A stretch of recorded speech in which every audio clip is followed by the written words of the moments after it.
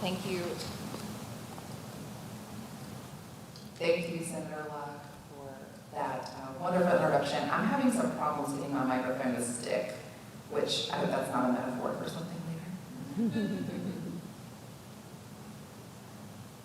Okay, I'm just going to hold it down and keep talking. Okay, good. I am Janet Kelly Gervais. Thank you for all those wonderful memories. I'm glad that you answered that question well and are therefore here this morning. Thank you also, distinguished guests, and just generally the Hunt Institute for what you all are doing. I've been a big fan since pre-Gervais days, and now closely following what you all are doing on a macro level and a micro level, and appreciate Secretary Novy for, I think, you recommended me for this job. So I'm super grateful to be joined this morning by Dr. Gordon, who's the superintendent of the Suffolk County Public School System. Thank you for being here. Brittany Cummins, all the way from the great state of Utah, is here with us this morning. Thank you. And then Dr. Cassie Glenn, who is the assistant clinical psychology professor at Old Dominion University, is here this morning as well. So thank you all. They told me that I have 5 minutes to kind of set this panel up, so I'm just going to talk. I've been spending the last 10 years in the child welfare space, and then the last year in the governor's office, the last couple of years in the governor's office, focusing specifically on children's mental health. And it's amazing how those two worlds are converging. And as I was preparing last night, which is why I was not at the dinner, it hit me that I have about 10 things that I thought would be helpful. So I made a top 10 list if any of you were old enough to have watched David Letterman before we get into the panel this morning, in the preamble, if you will. So here are some top 10 things you need to know in order for this panel to go well. Kids are 6 times more likely to get behavioral health services in schools than anywhere else. So if 1 out of 5 of them are not coming to school, and assumedly those are the children who need those mental health services the most, how are we reaching those kids? Virginia is 48th for mental health resources in the country. That means that 70% of kids in schools could not access the care that they needed. Number 3, not all behavior is a behavioral health issue, but 47% of kids with depression have behavioral challenges in the classroom. 38% of kids with anxiety have behavioral health in the classroom. Social media is number 4. Social media is a huge driver of the children's mental health challenges that we're facing. Kids, the average child spends 4.7 hours a day on social media. Number 5. Studies show that 1 day in the classroom with a phone equals 5 days of additional learning loss. Number 6, good models like the multi-tiered systems of support exist to help us navigate how to serve children better in schools. As I look around, number 7 is very important. The people in this room, by all working together, the resources like the Hunt Institute, the connections that they do, the convenings that they do, and then the dedicated leaders that I see sitting around this table and in this room. If we're going to take a strengths-based approach, I think that needs to be mentioned. The multi-tiered systems of support give us a guide to help children. So not only do they exist, but they also guide us. Based on the research that I've seen, the numbers of kids in the top tier, that third tier, that are the most challenging kids, or have the most challenging needs, I should say. Those numbers are increasing, but not at the rates that the tier 2s are increasing or the tier 1s. Every kid starts in tier 1. And so the question I think that's valuable there is, what are we doing to get the tier 3 kids out of tier 3? What are we doing to keep the tier 2 kids out of tier 3? And what are we doing to keep kids in tier 2 back to tier 1? And the answer, I believe, is a real focus on prevention. Number 9, all of this is being done under the backdrop of the governor's Right Help Right Now plan, which will bring long-term relief to the behavioral health system in Virginia, including how that intersects with the education system. Also, if you all have not received an invitation, please ping me. The governor will be announcing the 2024 budget and legislative priorities on December 14th at the Library of Virginia at 2 o'clock. So please either tune in on live stream or let me know, and I would love for you all to come. And then lastly, and I think that this is something that often gets overlooked, and I hope doesn't, I hope some of our guests on the panel bring this up today. The studies show that one caring adult, if a child has one caring adult in their life, and that person could be a parent, it can be a teacher, it can be someone else at the school, it can be a coach, youth group leader, they're 52%, they have a 52% chance of actually showing up at school if they have one caring adult in their life. Only 45% of kids in Virginia have that one caring adult. So watch this space from the governor's office over the next few weeks. I think that you will see that children's mental health, especially as it relates to his all-in plan, I see Superintendent Coons here as well, we are starting to intersect that Right Help Right Now plan with the all-in plan, and we just could not be more grateful to have this time with the leaders that we have to really problem solve and to serve kids better here in Virginia. So having said that, we're going to hear from our distinguished panelists. Thank you all very much again for coming. My first question is for Dr. Gordon. Dr. Gordon, students in Suffolk County, like every community in Virginia, were heavily impacted by the pandemic. Beyond the academic aspects of the pandemic, how have students' mental health and social emotional development been impacted these last few years? Well, thank you, Janet, and I definitely want to thank the Hunt Institute for allowing me this opportunity. Dr. Siddiqui was being extremely modest with his background. He and I actually started our administrative careers here in Chesterfield together when we both were administrators at Meadowbrook High School. Getting to your question, I think one of the first things that people have to realize is that the pandemic itself was actually trauma.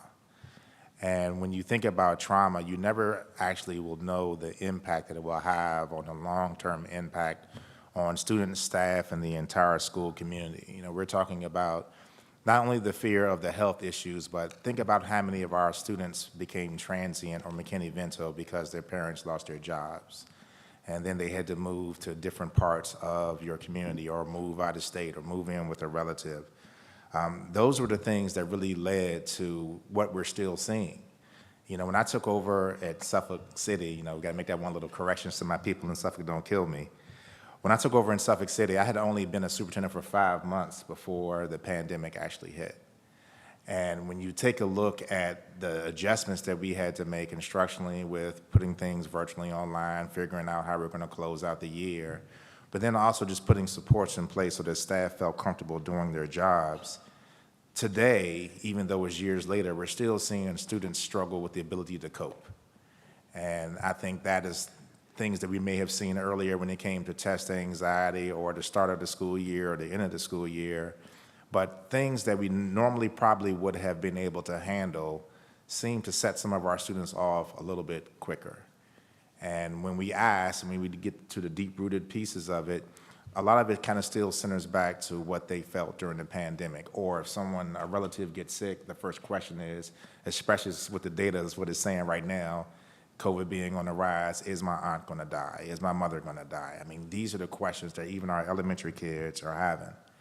So one of the things that we did in Suffolk was to make sure that our kids had as many positive outlets as possible. And besides really, you know, putting a lot of money into our infrastructure and our technology and our innovation, I also put a lot of money into our extracurricular activities.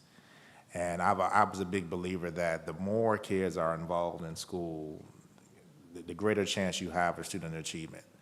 If you have great student achievement, kids are participating in sports clubs, activities, this means that classroom management issues go down. If classroom management issues go down, student achievement goes up. If those two things are happening, hey, you got happy teachers. I mean, it was a real simple formula. So, you know, we redid all of our basketball courts, tennis courts, put turf fields in, found new sponsors. Our esports team was #1 in the state. We started that during the pandemic because we knew the kids were at home playing games anyway. I mean, just little things like that to kind of almost redirect our students to having a more positive outlet. You know, the second part of your question was how did the state help us? Well, #1, the state helped us with the money. You know, can't definitely lie about that. That's really been a huge impact. And even though, you know, we're now getting to some concerns with the funding cliffs and what's coming off of CARES and what's going to go into our operating budget, you still can see the impact of having these additional funds and how it's really helping our schools out. And we're talking about construction, we're talking about putting the whiteboards in, we're talking about putting more bipolar ionization in all of our school buildings, which 6, 7 years ago, we never would have thought of the need for it. But those were some of the things that really came out of, our partnership and communication that we were having with the state. And, this is my third time serving on the Hunt Institute panel. And I always love the opportunity for all of our, delegates and senators to be able to hear from us directly.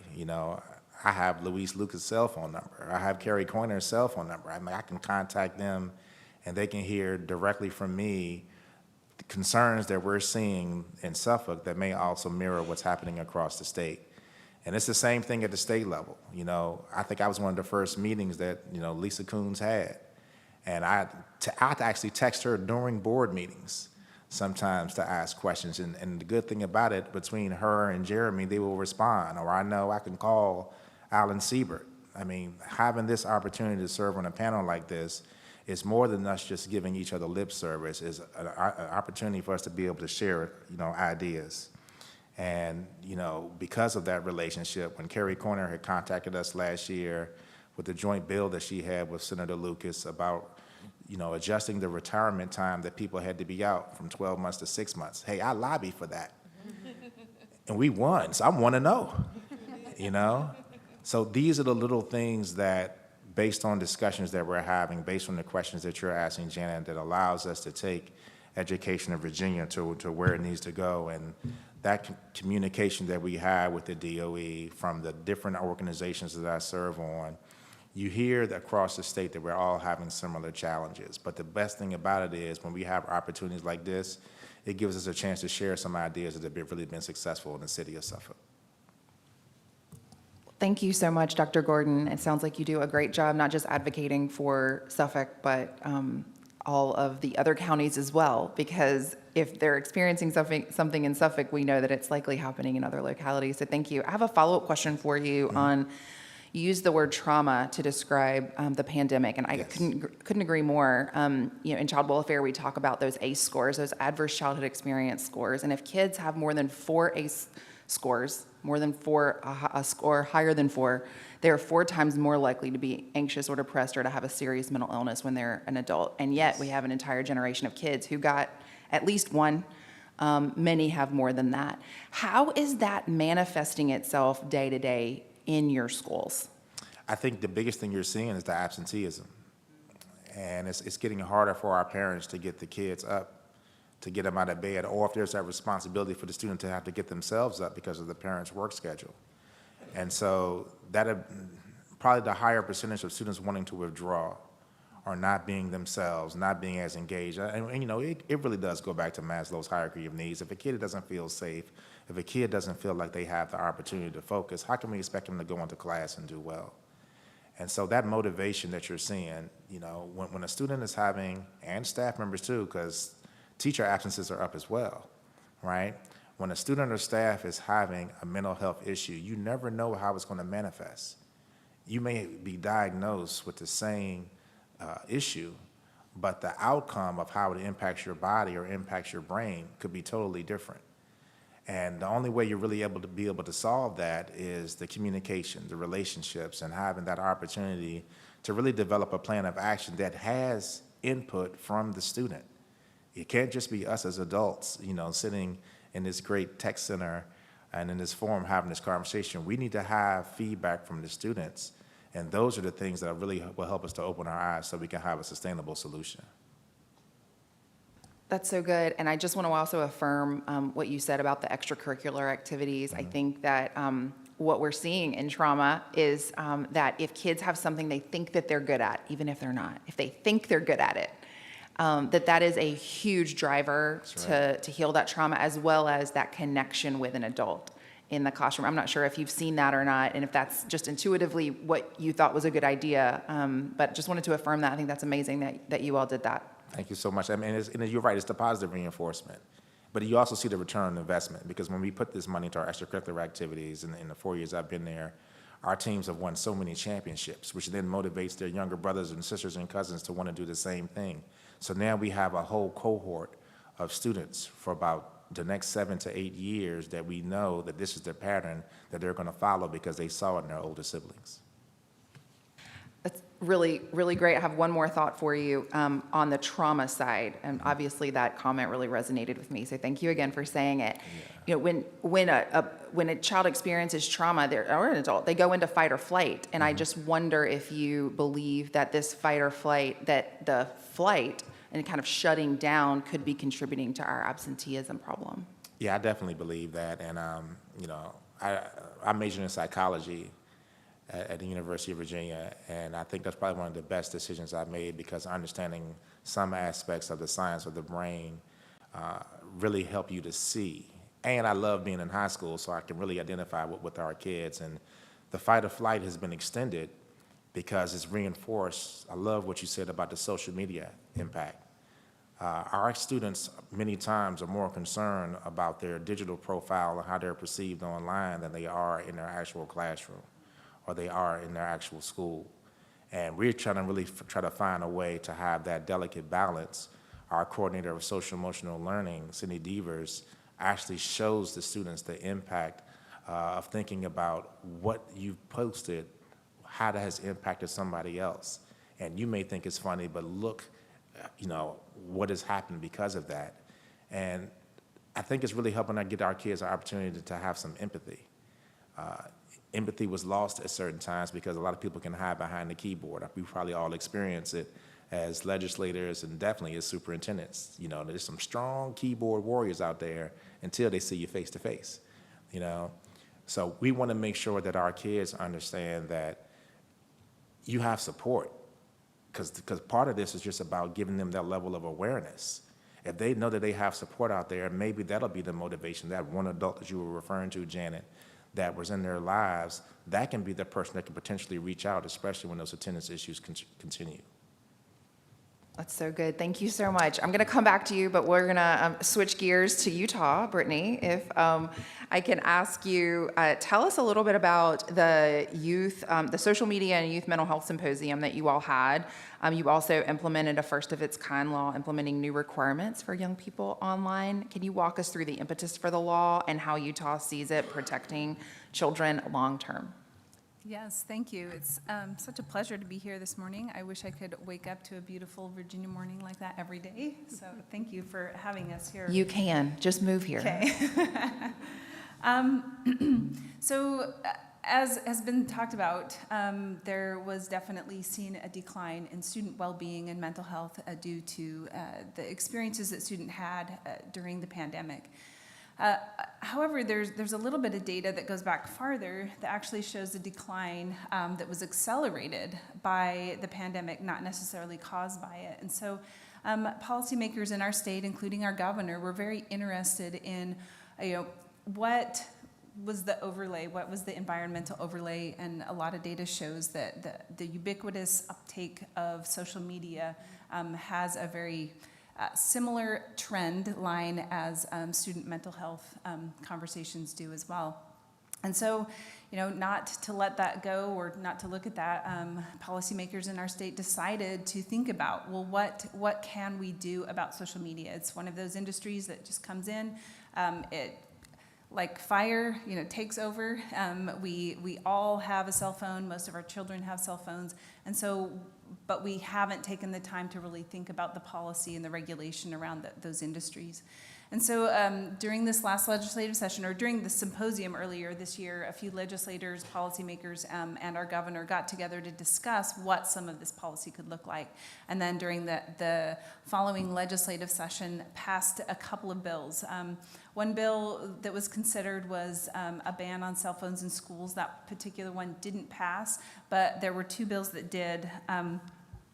And they were really thinking about, how do we regulate an industry that currently has unfettered access to our youth without any regulation? And so what are some of those regulations we can put in place to kind of buffer that relationship between a youth and these companies, as well as hold them accountable for a couple of things.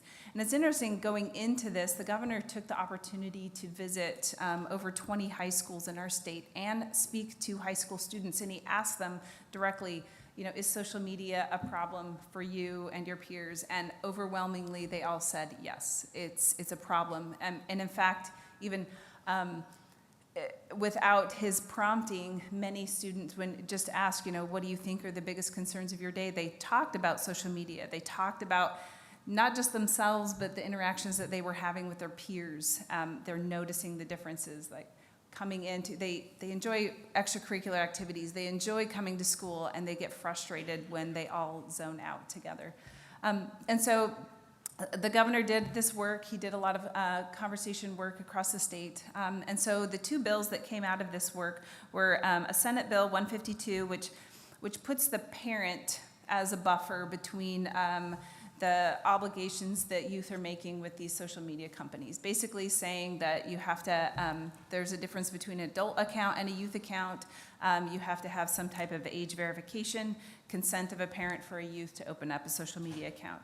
It allows parents full access to their student accounts or their children's accounts, and then it sets a default curfew. One of the statistics that we've seen from research in our state is that children are getting a lot less sleep than they used to, and the impacts that alone has on their mental health is significant. So default setting to a curfew on these applications, prohibiting direct messaging of to youth outside of their personally curated friend groups. And it blocks underage accounts from search results, and in addition, social media companies cannot collect a child's data. So it basically says, here's youth are different than adults, and youth should not be able to give away or unknowingly give away information without their parents' consent.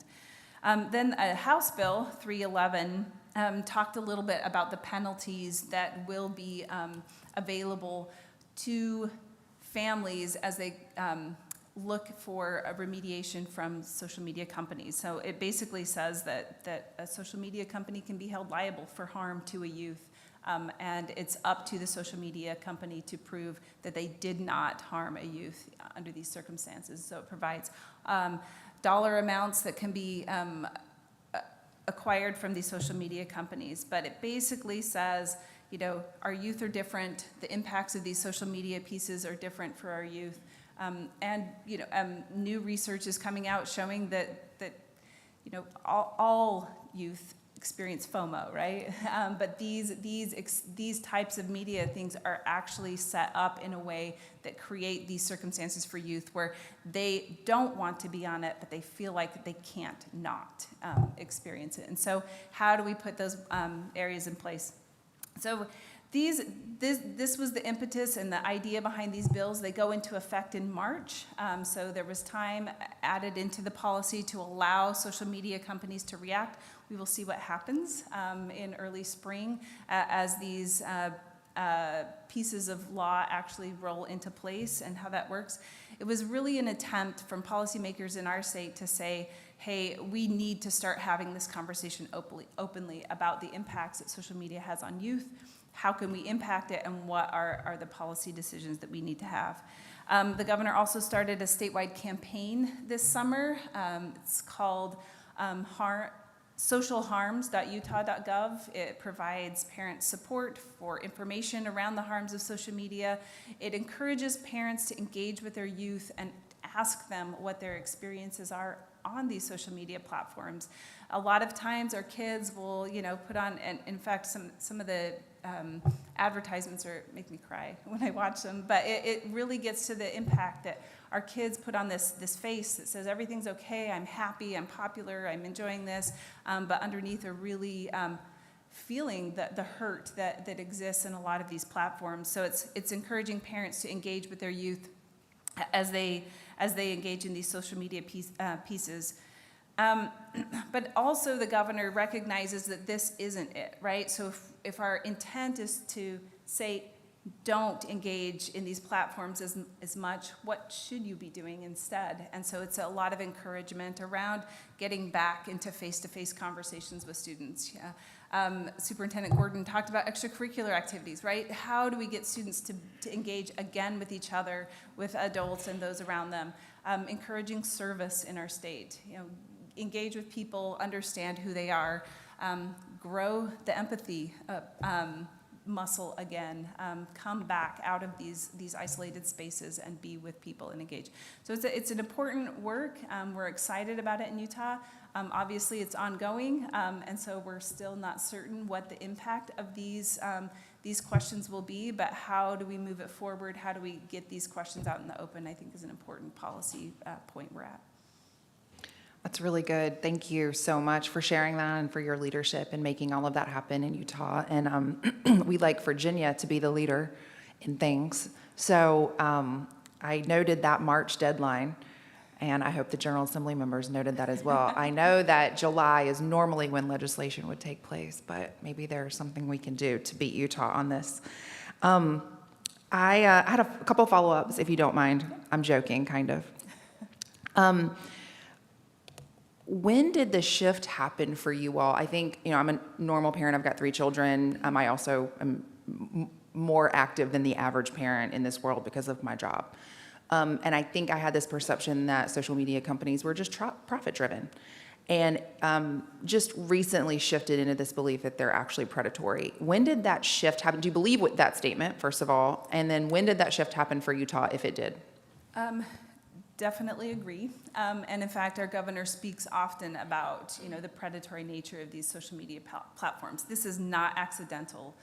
They are definitely driven by purchasing the attention of students in non-monetary ways. And in fact, I don't think students realize what they're giving up to these companies. And that's kind of the intent of this piece, is that the governor's saying, these are not safe platforms. They're not benign. They are predatory. And our governor has felt strongly about this. I think coming from a very personal position on his part, he talks frequently about his, he has 4 children, and his youngest is in, middle high school age.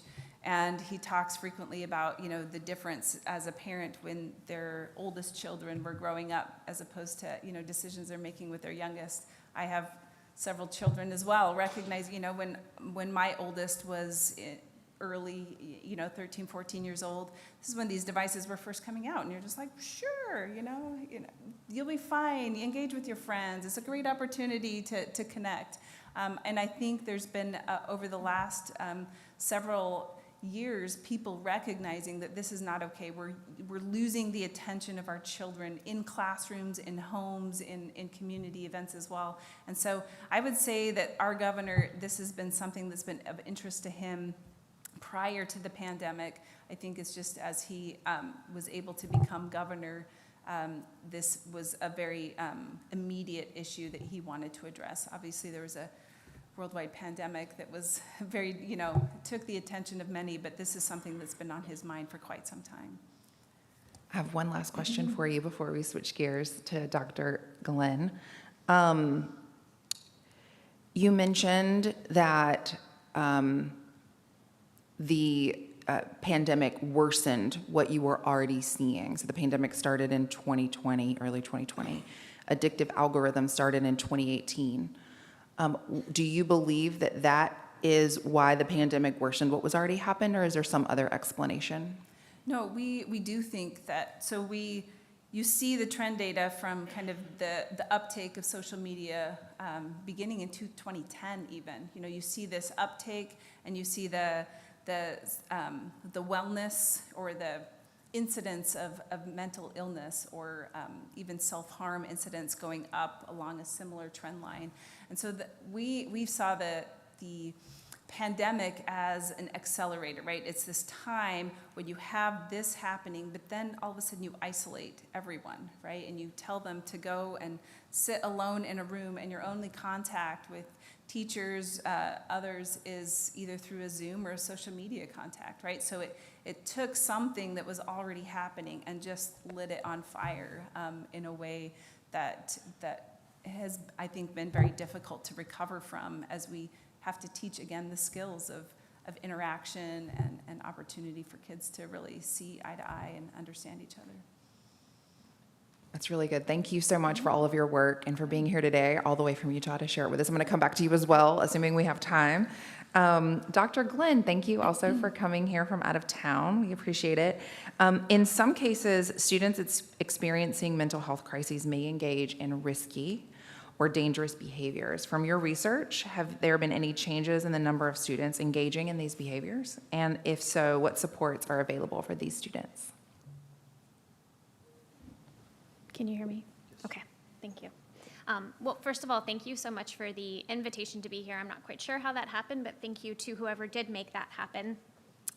So I'm a trained clinical psychologist, and I'm first and foremost a youth suicide prevention researcher. So just to give some context for my work in this area in self-injury and suicide prevention for the past 15 years.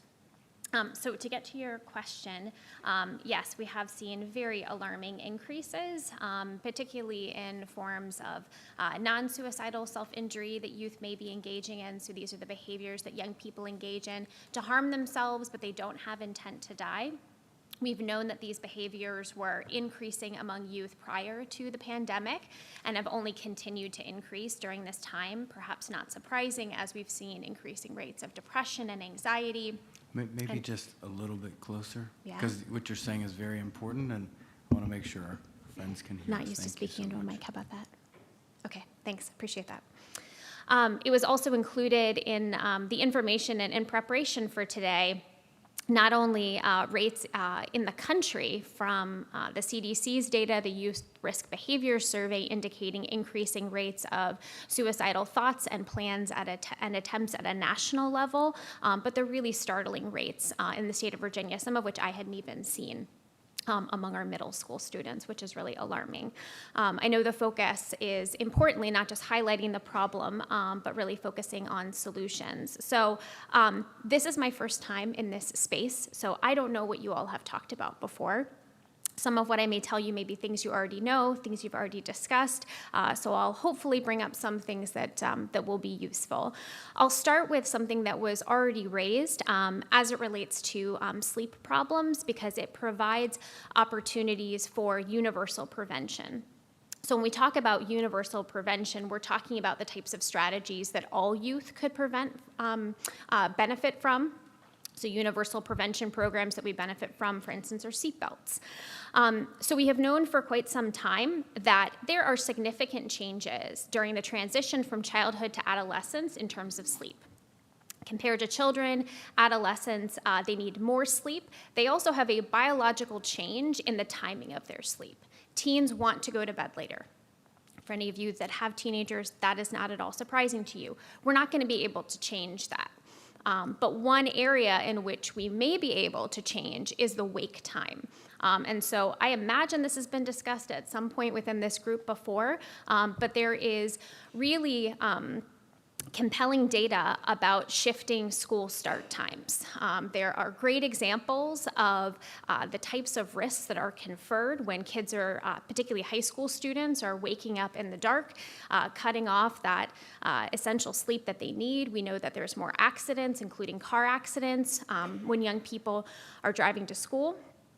If they're even able to get there and get out of bed, we know that they have difficulty concentrating and problem solving and all of the things that kids need cognitively to engage. They have trouble regulating their emotions. And there's pretty compelling data in states like Minnesota. Even if you push the school start times back by an hour, you see reduced rates of depression. You see improved concentration in the classroom. You see fewer car accidents. So that's one opportunity with sort of low-hanging fruit in terms of things that could be helpful for youth. And there's a lot of things that also may interfere with sleep. We were talking about social media. We know that that may be one of the ways in which young people may be staying up late. They may be emotionally aroused with this information, and the screen time we know is not helpful for good quality sleep. So I can provide a lot more information related to that, but I'll start with sleep. The other area that was already mentioned by Dr. Gordon was talking about activities and engaging in exercise, and this is another great opportunity for universal prevention. We've known for quite some time that exercise has really powerful mood regulating properties. There's even some really compelling data that for mild and moderate depression, for some teens, it can be as powerful as an antidepressant. So really ways in which exercise can be helpful. Plus it burns cortisol. We were talking about stress and trauma. So cortisol being the output of our stress response systems. Exercise can help to burn up that cortisol, and it helps with sleep. So these things feed back into each other. Is it okay if I keep going? Okay. Okay, all right, thanks. So the next major area is a little bit trickier, but has been touched upon. I think that is, it's not sort of an easy solution, but when we're talking about suicide prevention, this is a really complex problem. If there was one risk factor, it'd be really easy for us to intervene upon that risk factor. But we know from a lot of research, both in terms of the risk and prevention space, that connection is huge. And it's one of the most reliable across all of the prevention programs that we have. So one of the ways we know this is related to risk, bullying, cyberbullying, which has been amplified within the social media space, is a huge risk factor for self-harm and suicidal thoughts and behaviors among young people, and it erodes young people's sense of connection. Building connections, and that can be with family members, with peers, with schools, with community, these are the types of prevention programs that we know on a large scale can be helpful for youth. You were mentioning having one trusted adult. That's a big portion of these types of prevention programs. And added benefits of activities that Dr. Gordon was talking about, getting kids involved in activities, having a shared identity with someone in the school helps you feel more connected to your school, to your peers, and to some identity. Even perhaps if you're struggling in the classroom, you have this identity outside of that classroom space. And I'm happy to talk about some of the suicide prevention types of programs specifically. And the last thing I just want to add before we finish is access to evidence-based assessment and treatment within schools. Like at the college level, there are mental health problems. The severity and the scope is far beyond what schools have had to manage historically. And so there are not as many mental health providers within schools. There may not be the training in the complex types of problems that individuals within schools are tasked with.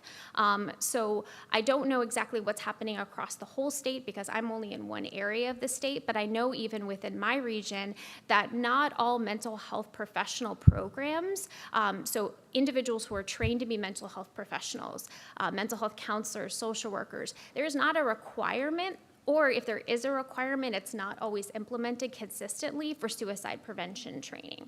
All of our individuals who are mental health professionals, who are going into the schools, who are working with our young people, should have to have some type of training in evidence-based assessment and treatment for suicide prevention.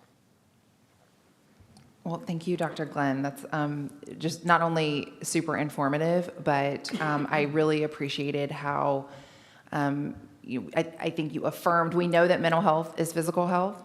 We know that mental health is health, but then you kind of flipped that and said, but physical health also impacts mental health. And we tend to bifurcate those, and we tend to, at least I do, think of them as unrelated or one way. And so I really appreciate all your research and all that you said today. And thank you so much for just being here.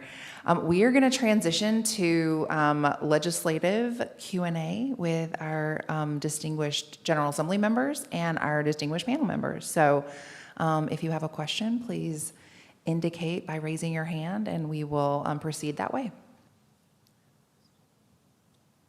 Senator Favola and then Delegate Simmons. Thank you very much to the presenters. So my question evolves around the concept that teachers could be better trained to identify their students who might be struggling with mental health issues. We have implemented some, I wouldn't say it goes as far as peer counseling, but in our family life curriculum, we talk about how you should help your friend if your friend is suffering, and maybe even tell the teacher that your friend is having a problem. But when you complete the circle, our school systems need to have enough mental health resources to help the child. Counselors need to have enough time to actually be speaking to the student and not doing their class schedules for the next semester. So do you have strategies in terms of what an ideal mix might be for a set of counseling resources that should be available in each school?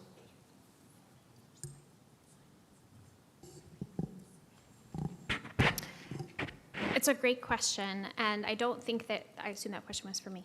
Okay. All right.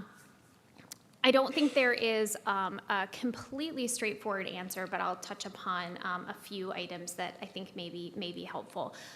So I think individuals who encounter the child, as you're saying, it is helpful for everyone within the system to know what to look for, and particularly because it might not be, depending on the age of children we're talking about, the symptoms that we might be concerned about might look a little bit different. So I'm just going to give one small example. We focus a lot on the middle school and high school years. That's most of where we've focused when we talk about self-harm and suicide prevention. We're seeing alarming rates of increase among preteens, broadly defined as 8 to 12-year-olds, which is not a population historically that we asked about suicide, that we were concerned about, that we even have evidence-based measures, frankly, to use with this population. But what we do know in that age group is that there are more attention deficit, conduct problems, and other types of behavioral problems that have been linked to risk for suicidal behavior, which is going to look very different, right, than a young person who may be depressed or anxious in the classroom. And that kind of education and information can be helpful for teachers, both at the elementary level and beyond. So the types of programs that have demonstrated some efficacy at this point, there's programs, I'll just use one example, is a program called Sources of Strength, and I think it touches upon some of what you're alluding to there, which is teachers having the knowledge to identify students who may be at risk. But what we know is that young people like to talk to young people. That is just the nature. It has always been the case. When we ask young people, they want to talk to other people. They feel less stigmatized. They feel more heard. They have this shared lived experience. So we can leverage that. These programs incorporate peers.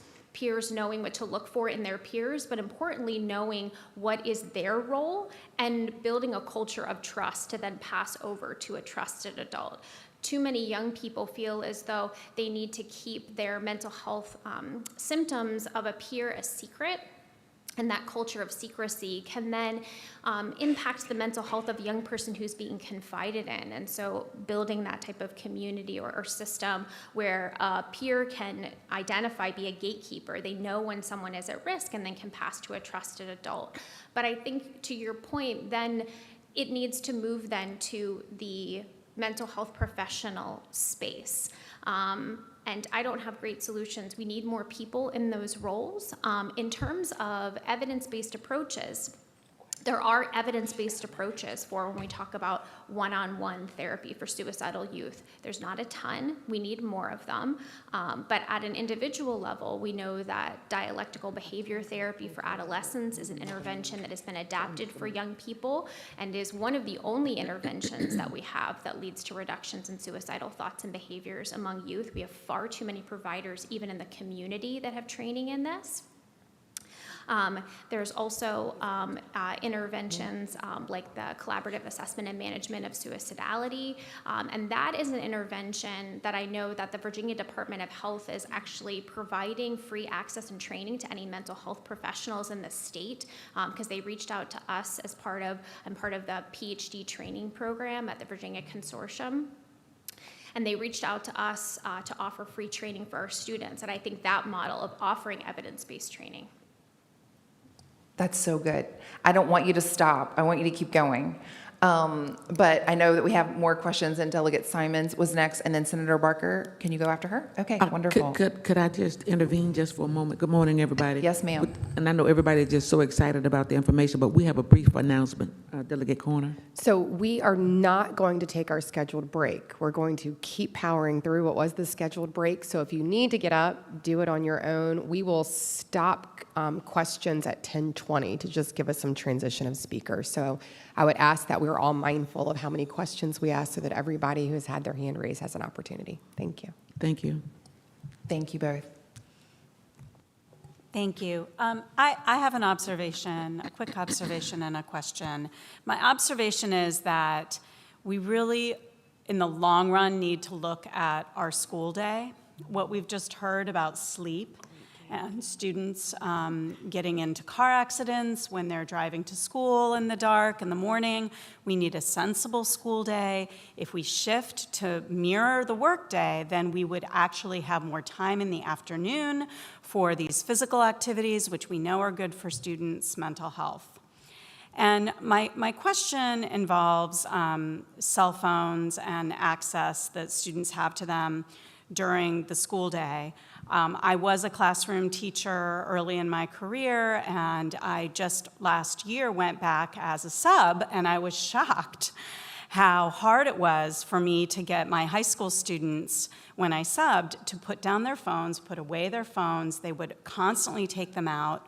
Didn't matter, all the students, every single type of student was really drawn to their phones. So I've heard, and this is for Dr. Gordon, I've heard that in the Richmond area, there have been schools that have experimented with limiting the use of phones. I don't think that's very popular with parents, but I'm not really sure. And so I just kind of want to know what's happening with that, what you think of that as a policy, if it's even in the realm of possibility, and kind of your thoughts on that. Yeah, thank you for that. And you probably want to have that conversation with Superintendent Cameron in Richmond and Melody Hackney in Hopewell, but ask them at the end of the year just to see how it works. Cell phones, they definitely do have an impact, but I think the challenge is going to be, and you dropped a huge hint to it, the parent pushback on eliminating students to have cell phones during the school day is going to be vast, and the main concern is because of the safety issue. They're going to be concerned that if something happens, they want to be able to reach out. And unfortunately, we do have times and opportunities where some of our parents and guardians have actually reached out to students during tests and other situations, or have been concerned because they couldn't reach their child because of where they were in the building when it came to cell phone service. So the solution that we've done in Suffolk is let's include cell phones as a part of the instructional model, because they're not going to go away. So our teachers, many times, they will have QR codes on the screen, and they'll ask the students to scan the QR code, and then that's the warm-up. That's the warm-up is right there, or they'll play games such as Kahoot or other things that have mobile applications so that you can kind of include the cell phone in the instructional model, as well as the fact that there are several apps that have been used, such as Parent Square and some other things with Schoology, that allow interaction between the teacher and the student, or the students and their families, to really occur in real time. The biggest challenge that we're seeing, and it's probably the most scary in my opinion, is the kids' ability to airdrop, however, when cell phones are in place. And most of the time when they're airdropping information, it occurs during lunch, when there's a vast number of students around, because the person, whoever is doing it, wants to get that reaction. And there has to be some level of compromise. When I was a high school principal, I had the rule, probably like several of my colleagues, okay, no cell phones at all during class time. But because I know that the kids still wanted to be on it, when you're changing classes, you can pull your cell phones out.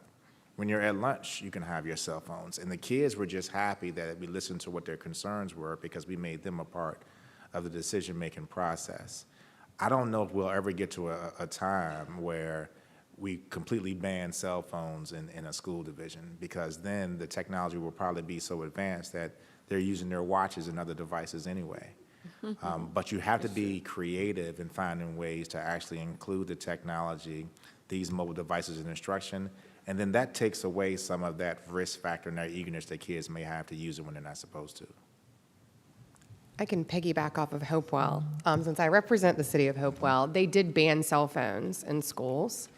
And I've asked our superintendent about it. It has gone very well, both for academics as well as for behaviors. And there was, as being a representative, I got a lot of emails when they first said they were going to do this, and could I step in and do something? And my answer was no. I'm not on your school board, and I'm not your superintendent. And people were very anxious. It has gone really, really well. I also would encourage everyone. John Haidt is a professor at NYU. He wrote the book Righteous Mind a while ago, but he wrote a book, The Anxious Generation. And I would encourage you to look at his research. It is not just a United States problem. It is a worldwide problem since social media and cell phones came out since 2010. And his answer would be if parents are anxious, there's a thing called a flip phone that still exists that has no apps and no smartness to it. And those are perfectly acceptable if you really want to call your child or they need to call you. But I actually think we probably will get to a place based on if you look at what's the changes that we're seeing in the places that are trying it, where more and more people are going to say it's worth upsetting people for the fear of the change to do it for the long-term mental health and behavior and academics. So from Hopewell, I would tell you, we had all the things that everybody was afraid of. It happened, and we've had a school year. They are on a year-round schedule, so this has been since June, and it's gone very well. That's excellent. Thank you, Delegate Corner. I had a 16-year-old with a flip phone, so it's doable. Senator Barker? Thank you. Last year in the budget, we put in language directing the Behavioral Health Commission to address the issue of mental health services for school-age children. And we have our staff on the Behavioral Health Commission has been working very hard on this and a lot of other things. And at our meeting that we had in November, and we may have another one here coming up shortly, they provided I think it was about a 32-page document that dealt with the issues of the Tier 1, Tier 2, all those types of things, and talked about the options on how you can do it. There are some school divisions that are large enough and that have enough resources to be able to provide pretty extensive services. There are a lot of other school divisions that don't have that luxury there.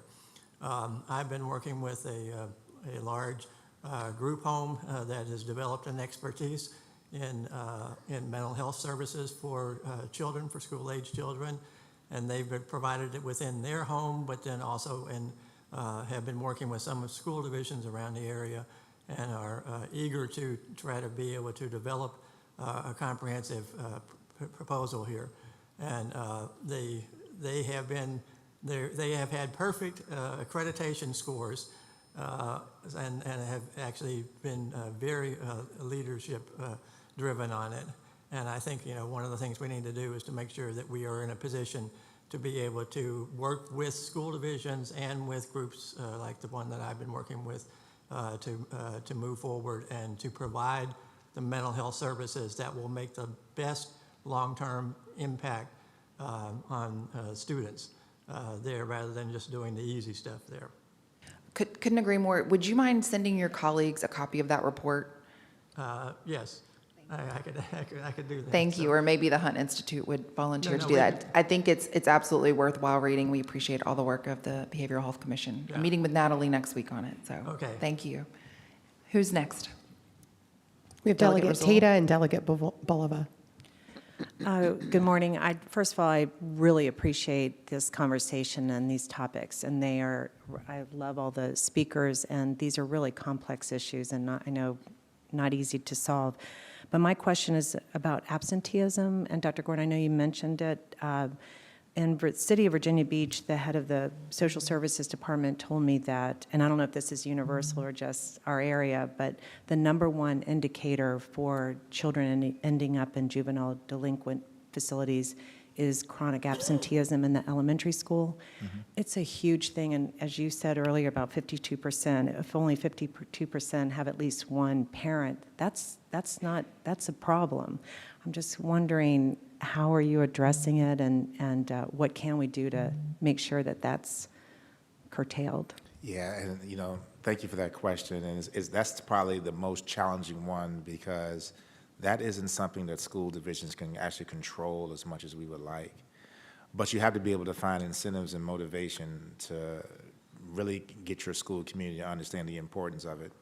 So we did a huge campaign on attendance matters, and we put data up there on how 1 day affects, 5 day affects, 10 days affects, et cetera. And to get our folks to understand that when you have a student that is missing school, it's not just the fact that they're missing out on instruction, but what are they doing when they're not actually in school? That was probably our biggest concern being in an urban area. What are they getting involved in? And, you know, we hired a lot of attendance monitors that really expanded to travel throughout the city. You know, Suffolk's the largest city in Virginia with 432 square miles, as I'm sure you already know. So having enough people to cover all of that territory, but then you notice there were pockets where things were being concentrated. And of course, there was a strong correlation with lower socioeconomic status. But the other side was the more rural areas where if a kid missed the bus, because they're so far away from school, many times the parents weren't going to take them to school.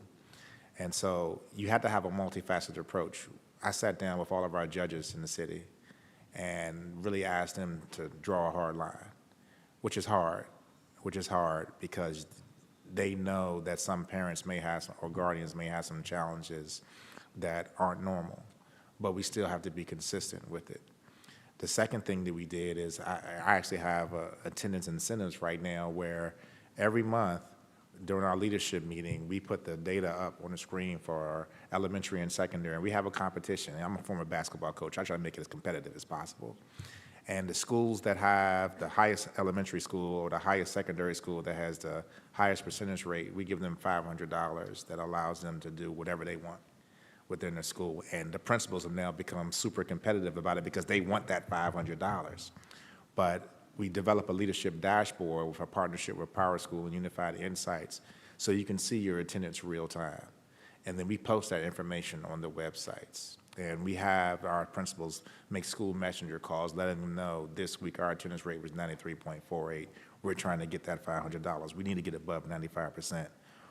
The other conversation that we had was showing our principals, if you were at 94% attendance rate for average daily membership, this means that 6% of your kids are automatically going to be SOL failures. You know, we tied it back to that. Like, if you can cover the attendance piece, you're giving your kids a better chance for these, you know, really high-stakes tests that you're taking in the late spring. And then you had to make the parents aware of it too by putting the data out. We have it in the libraries. We have it in all of our elevators at central office and in our schools, in our school council departments. We put it everywhere. And this attendance campaign, again, really opened up the awareness level because when people hear, you know, chronic absenteeism, okay, if I miss less than 18 days, I'm good. It's terrible. You know, Senator Lucas saying that's bad. No, that's terrible, right? But they don't understand the impact of that. So then what I did is I had students share their stories. Because I missed this one day, then this day had one quiz and 2 tests. Now I have to make up all these assessments, plus make up this makeup work. So 1 day of absence is 3 days. And then we also flip it around for the staff, where if a teacher misses a day, to catch the kids back up, sometimes it's 4 days. So when you put that information out there where people can actually see the impact, because the teachers feel the pressure too when it comes to the pacing guides and the curriculum maps, when they can see all of that, they now understand the importance of missing just 1 day and the long-term effect it's having on the school. That's really good. I think we've got Delegate Bulova, Razul, and then Sherry. We've got 3 questions in 3 minutes. So the questions are going to have to be fast, and the answers are going to have to be fast. Is that okay with you, Delegate Corner? Okay. All right, that's a lot of pressure, sorry. All right, so I wanted to go back really quickly to mental health and social media, but just because when we did our breakout groups yesterday, I mean, that was kind of the #1 topic that the superintendent from Roanoke County went ahead and brought up, and it kind of pivots off of what Shelley was asking. So it seems like our school districts are implementing various strategies, everything from cell phone bans, you know, down to kind of managed use. The question is anybody actually collecting data and looking at these models to see what is working and what's not working so that we can actually learn from each other? And so I think it's great that we're kind of experimenting. It would be a shame if we're not actually collecting and coordinating data so that we can figure out what's working and what can be replicated. That sounds like a wonderful thing for DOE and the Hunt Institute to partner on together if it's not already happening. So we'll follow up and make sure that it is. And so I guess we'll all do it together. The word we haven't used, which is interesting, is addiction. And I really think that we should be injecting this word and be very express about the word addiction. However, I'm not the expert, so Dr. Glenn certainly would welcome your thoughts on that this is an addiction and needs to be treated as such, and maybe from a curriculum perspective, be thinking through it. And then the second thing for Ms. Cummings, my kids have all kinds of different programs that they can access beyond the traditional social media. So I wonder how you all defined social media. Quickly. Very quickly. I think there are aspects of social media that can be addictive. We know that there are behavioral addictions like gambling. We've known that for quite some time. So I think one thing that I think Brittany touched upon, but that we haven't talked about as much, well then, like addiction, we can use a harm reduction framework to think about. It's out there. So how can we, for instance, help our young people to have the skills to understand what they're seeing on social media? Within the social media space, they talk a lot about building digital literacy. So really understanding misinformation, really understanding how these algorithms work, and really helping them to be sort of collaborative in this space, in addition to putting sort of, bumpers and guardrails on it. Brittany? And I would say, as far as defining social media, in some of the initial lawsuits that the state filed were around the main platforms that have known addictive algorithmic properties to them, such as TikTok, Instagram, or the whole Meta kind of program. But and I would say that the opportunity to look at those specifically, but recognizing that there is a lot of different types of platforms that our students engage in. And while our cell phone ban didn't pass our last session, our governor is still interested in removing cell phones from schools and asking for school leaders to actually reduce the requirements for students to engage in different types of applications in order to engage in, extracurricular activities or schedule changes even, right? Recognizing that technology exists and we can benefit from it, but don't push your students and families towards phones and devices and applications in order to engage with the school community. It's really good, Brittany. Thank you. Delegate Cherry, you have the last question, and then Delegate Tata, it's back to you for the next panel. I'm going to have to hold my button too. Coming back to the legislation of the ban, what was the discussion around it, and how close was it in terms of it finding support within the legislature? Like, what was the main talking point for people saying we can't do this or we shouldn't do this? Right. The initial pushback, as Superintendent Gordon talked about, was the parents being engaged, and I think Representative here as well mentioned it in that. It was parents worried about what their contact with their children is. And so one of the things that our governor is looking at now is how do we create a structure, a policy structure that looks at this, that makes sure that everyone has everyone's back, right? So you have a statutory ban, which is, a hard hammer, and then you have just random pop-up policy around the state. One of the things you run into with pop-up policy is, if it's just classroom level, who has the teacher's back when a parent gets frustrated or a student gets frustrated? And so one of the things that we're looking at this currently is how do we get, if not statewide policy, although the governor would prefer that, if not statewide policy, is there things that districts can do holistically that engage parents, families, teachers, classrooms, that have a policy that says cell phones should not be in classrooms. They're not necessary, they don't need to be there, get them out, and here's the backing that all of the different levels will have on that. But yet it was mostly just the fear and the anxiety that exists with families or having that new expectation that they can be in contact with their children all the time. All right. Thank you all so much. Again, thank you to our guests, especially those who traveled out of town, which is all of you, but she wins the prize. Delegate Tata, please take us on to the next panel, and we appreciate everyone's participation. Good morning. Do we have our panel? I think we're going to transition our panel. The next group of folks to come join us at the table. Thank you all. That You have was about really 3 minutes, amazing. everybody, 3 minutes. To get up here.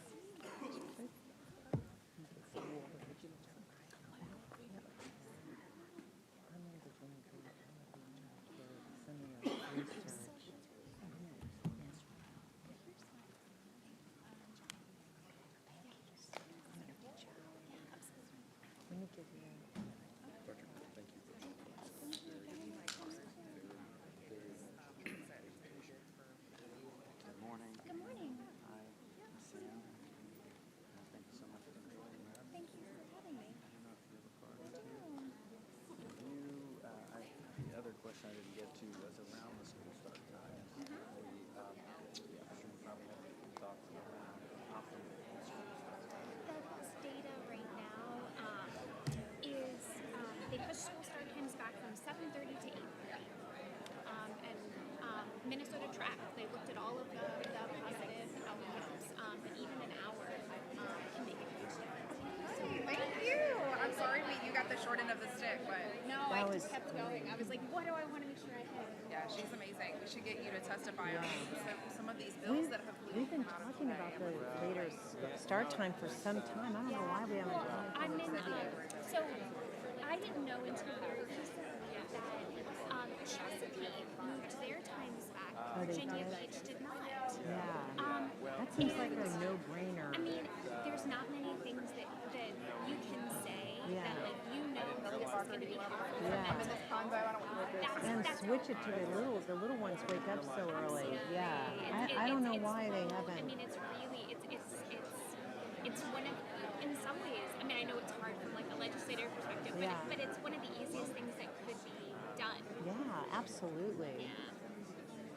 I mean, these, like you said, the technology and everything, these are really complex. I don't know what the answer is for these. I know. And, you know, it's tough, too, because I know we didn't have a chance to get into it. You're seeing cross-sectional trends. You don't actually know that one thing is leading. Yeah, yes. We don't know that young people who aren't really depressed are seeking out social media because they're isolated and they feel alone and they're looking for support. Like, it goes both ways, right? I'm not saying that social media isn't a problem, but it's just... I love what Carrie Pointer said about what they did and people were all upset about it, but it's working. I remember my husband and I have 4 children, and we sent them when they were young to... I'm so sorry, do you mind if we speak out? Yes. Oh, I'm so sorry. You're fine. You're fine. You're like, get out of here. No, you're fine. But we sent them to a Christian sports camp, and you weren't allowed to... I've been thinking about it. I've been thinking about that donut. I'll get you one. No, I'm good. Anyway, it was a Christian sports camp, and they had all these rules. You couldn't have your cell phone. You had to wear one-piece bathing suit, no makeup. And my kids were like, wow. And then at the end of it, 2 weeks, at the end of it, they were like, thanking us. They were like thanking us because they were like, the peer pressure to do all this. They don't really want to do this, but everyone else is doing it, and they get mocked if they don't. So. And it's going to take some time to undo what's been done. They grew up in a time that, like, that's what they were tasked with doing. Exactly. I think you might be. All right, I'm going to encourage everyone to grab their seats so we can get started on our next segment. Oh, wait, let me ask Carrie. I have... Are you? Yes. Much prettier version of Mark. Are you Valerie? No, I'm not. Hold on. Valerie is, let me see. She's right over here. She's right there. Is Valerie, because I don't have an introduction for President Wong. Oh, it must be her then. It must be her.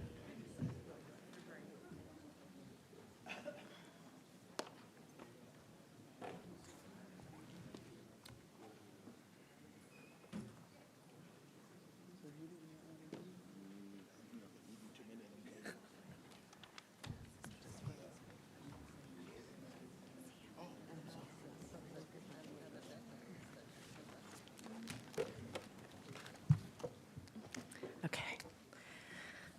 Good morning. As I was introduced, I'm Delegate Ann Farrell Tata, and I represent the 99th District, which is the northeast corner of Virginia Beach. Our next session will discuss the importance of providing early exposure to the vast array of post-secondary options and potential career pathways that exist after high school. Education is not just about imparting knowledge, it's about lighting the spark of curiosity and guiding our students toward fulfilling and meaningful futures. We can all agree that our students deserve access to a clear roadmap to post-secondary success and robust learning that prepares them for a rapidly changing workforce. Work-based learning experiences are critical to getting students into high-demand, high-paying industries. Providing opportunities for students to earn industry-recognized certifications and credentials in high school make them more employable. It allows them to earn stackable credentials in high school or upon graduation. Virginia's General Assembly has prioritized access to post-secondary coursework for high school students.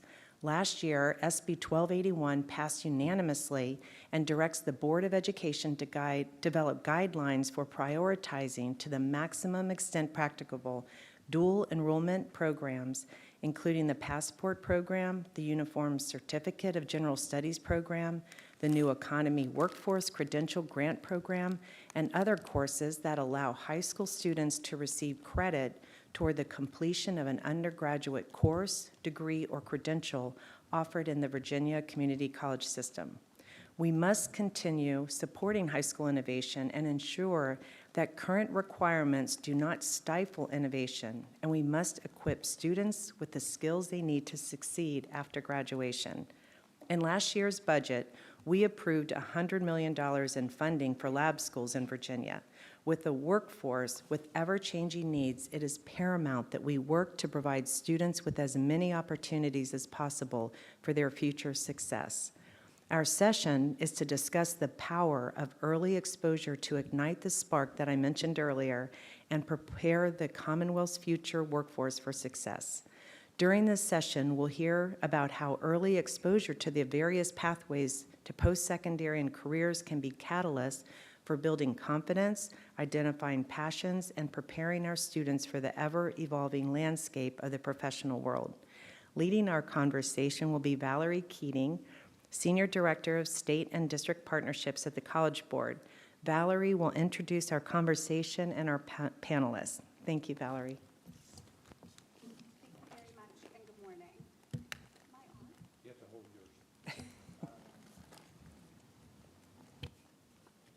Hold it while I talk. Yes. You got it. Two things at once. All right, we're off to a good start. We can do this. Thank you very much for having me back. I am so pleased to join you all. I'm bringing greetings from the College Board, but I'm mostly excited to talk about a very important topic and one that's very important to me and has guided my career and work. The College Board is a mission-driven, not-for-profit organization. It was founded in 1900 to provide access to post-secondary education for students. We are a membership organization with educational institutions, and each year we help more than 7 million students connect to excellence and access to life after high school and being ready for post-secondary success in education and career.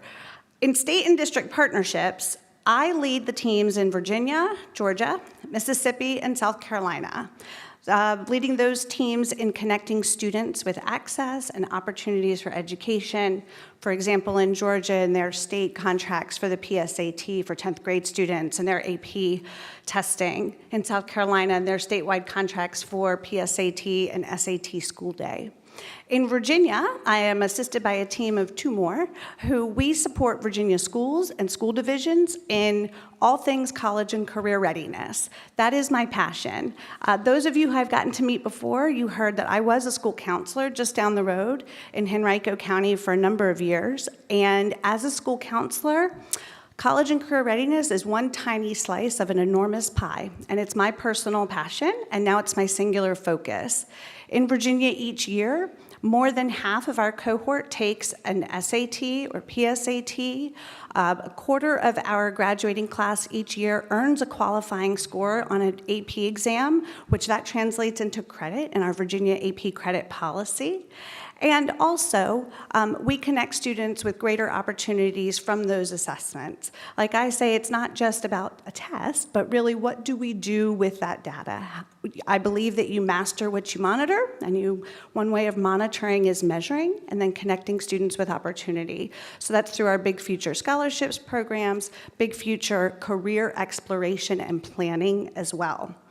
The newest opportunity that we are launching is Career Kickstart, and that applies or aims to expand on the success of advanced placement and bringing that AP model to career and technical education. We will be offering career-oriented high school courses that will provide students with relevant high-quality instruction and experiences that lead to both industry-recognized credentials and college credit. Ultimately, this will power students' progress to in-demand jobs in high-growth sectors, leading to choice-filled lives and economic empowerment. We're starting that off with cybersecurity, and I'm very pleased that there's been great interest among Virginia schools as well. So I could go on. Last night, as I was sharing with my family what I would be doing today, I shared I'd be out of the guest room and into the wild. And I shared, oh, I'll just be talking. And they said, well, that's your favorite thing to do. What will you be talking about? Career pathways for students. And they were excited for me. It's second only to my most favorite subject, talking about myself. I love an interview. So let's get started and let's let some others share as well. First, Dr. Washington, will you please introduce yourself and share a little bit more? You have a vast experience in developing strategic partnerships with local, regional, state, national, and international stakeholders. Can you tell us how these partnerships have supported students at George Mason University with their career pathway opportunities? What lessons can public colleges and universities learn from you in providing support for students across the state to be successful in post-secondary environments? I don't have to hold it. Outstanding. First and foremost, thank you all for the opportunity to engage you today. I'm Greg Washington. I'm president of George Mason University. For those of you who don't know, George Mason is the Commonwealth's largest four-year institution with more than 40,000 students currently. We just took in our largest and most diverse class of students. More than a third of our students are first generation, about 30% of them are low income. And that's important for a whole host of reasons relative to this particular session. 73% of our graduates remain in Virginia, and that exceeds the average for four-year institutions by at least 3 points. And 30% of our students who come to us from out of state also reside in Virginia. That's a very, very important point. It takes somewhere in a neighborhood of right about 6 years for the state's average investment in our students to be paid off by the tax receipts of the individuals who actually come to our institution. All of this pertains to why it is an incredibly important investment, because after that 6-year period, it's all new money to the state. The benefit goes beyond the investment. You know, when I started at Mason, we focused on partnerships as a key mechanism to help our students with their future careers, but also to help the institution.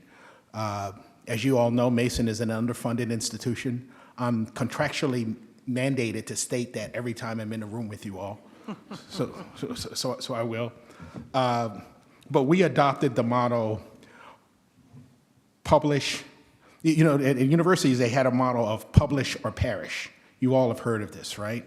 We adopted the motto, partner or perish, to replace it. You know, when you're 50 cents away from a quarter, you need partners in order to help you. And those partners have come through in fine colors for us. Look, our concierge partners provide interns and jobs to our students upon graduation. They provide what we call capstone experience projects. And what a capstone project is a group of students will go work for a company, they'll go work in a company, and a company will give them a project, which is a problem to solve, and they'll work on it over a period of a couple of semesters and then come back with a solution. That's great experience to the students because they get a real world problem to supplement their education. But it's also a huge benefit for the company because, you know, students don't know what they don't know. And sometimes those solutions that students come up with are solutions that the companies themselves haven't even thought of. And then finally, those corporate partners provide research projects for our faculty. And some of these are projects in the area of artificial intelligence or automation, or they could be related to some future technology like quantum. This helps companies continue to be competitive and on the leading edge. Now, in addition to partnering with industry, we partner with a host of K-12 and community college partners. I would be remiss if I didn't talk about our partnership with Advance, called Advance, with Northern Virginia Community College. It is, by all accounts, the most successful transfer pathway in the country. We have more than 3,000 students going through that pathway now, and more than 100 different majors. And community college students have always been able to transfer into four-year institutions, but a large percentage of them lost significant amounts of credits in that transfer, and very few of them, after going into the institutions, actually received a four-year degree 6 years afterwards. At Mason, it's about 80%. 80% of those students who start in Advance end up with a four-year credential by the 6-year period. Most students lose very little credits, and those students start off being treated as Mason students while they're actually in community college. It is a model program that should be extended throughout the state. We have now expanded it to 5 other community colleges in the state of Virginia, and we plan to expand it to about 20 before it's all said and done. We have a program, another partnership program that's hugely successful. It's called the Early Identification Program. This is a partnership with K-12. We identify young people in the 8th grade, and we set an agreement between the parent, the K-12 partner, that's the partner middle school and high school, and then the university. And what that partnership does, it says, we're gonna help you matriculate, we're gonna provide you resources and services and support to help you get to college, and if you are successful, we will not only accept you into George Mason University, but oftentimes we will accept you with a significant level of scholarship. Most of the students are full ride. We have more than 300 students currently in the program, and this program has been a huge success because we primarily target low-income students from Title I schools. And so to have that level of success rate, we have well over an 80% graduation rate of those students, which exceeds the national average by a wide margin, and it exceeds the average for our first-year freshmen who come into the university in a traditional realm. So that program is extraordinarily successful. And the last partnership I'll highlight is a new one that we are starting. We think that the barriers to success for students who come out of high school and enter college are still too high. You know, they got to go through and they got to do an application, and they got to go through a whole host of hurdles in order to prove that they're worthy to be considered for admittance to our institutions. Well, we don't need all of that. We can look at young people based on how they're performing in high school, based on what classes they've taken, right? We can determine if those individuals are going to be successful at a place like George Mason. And so what we've started is what's called a direct entry, direct admissions program. I will contend to you that within the next 10 years, direct admissions will be the mechanism by which all students enter universities. The state of Georgia just went to direct admissions for a large percentage of their students. The state of Tennessee went to direct admissions for their students, and it works backwards. Basically, the universities go to the students and tell the students, you are conditionally accepted, apply. We've started that now with our first pilot cohort of students, and we're having huge success. More than 30% of the students, upon receiving our letter, accepted admittance into George Mason University within 30 minutes.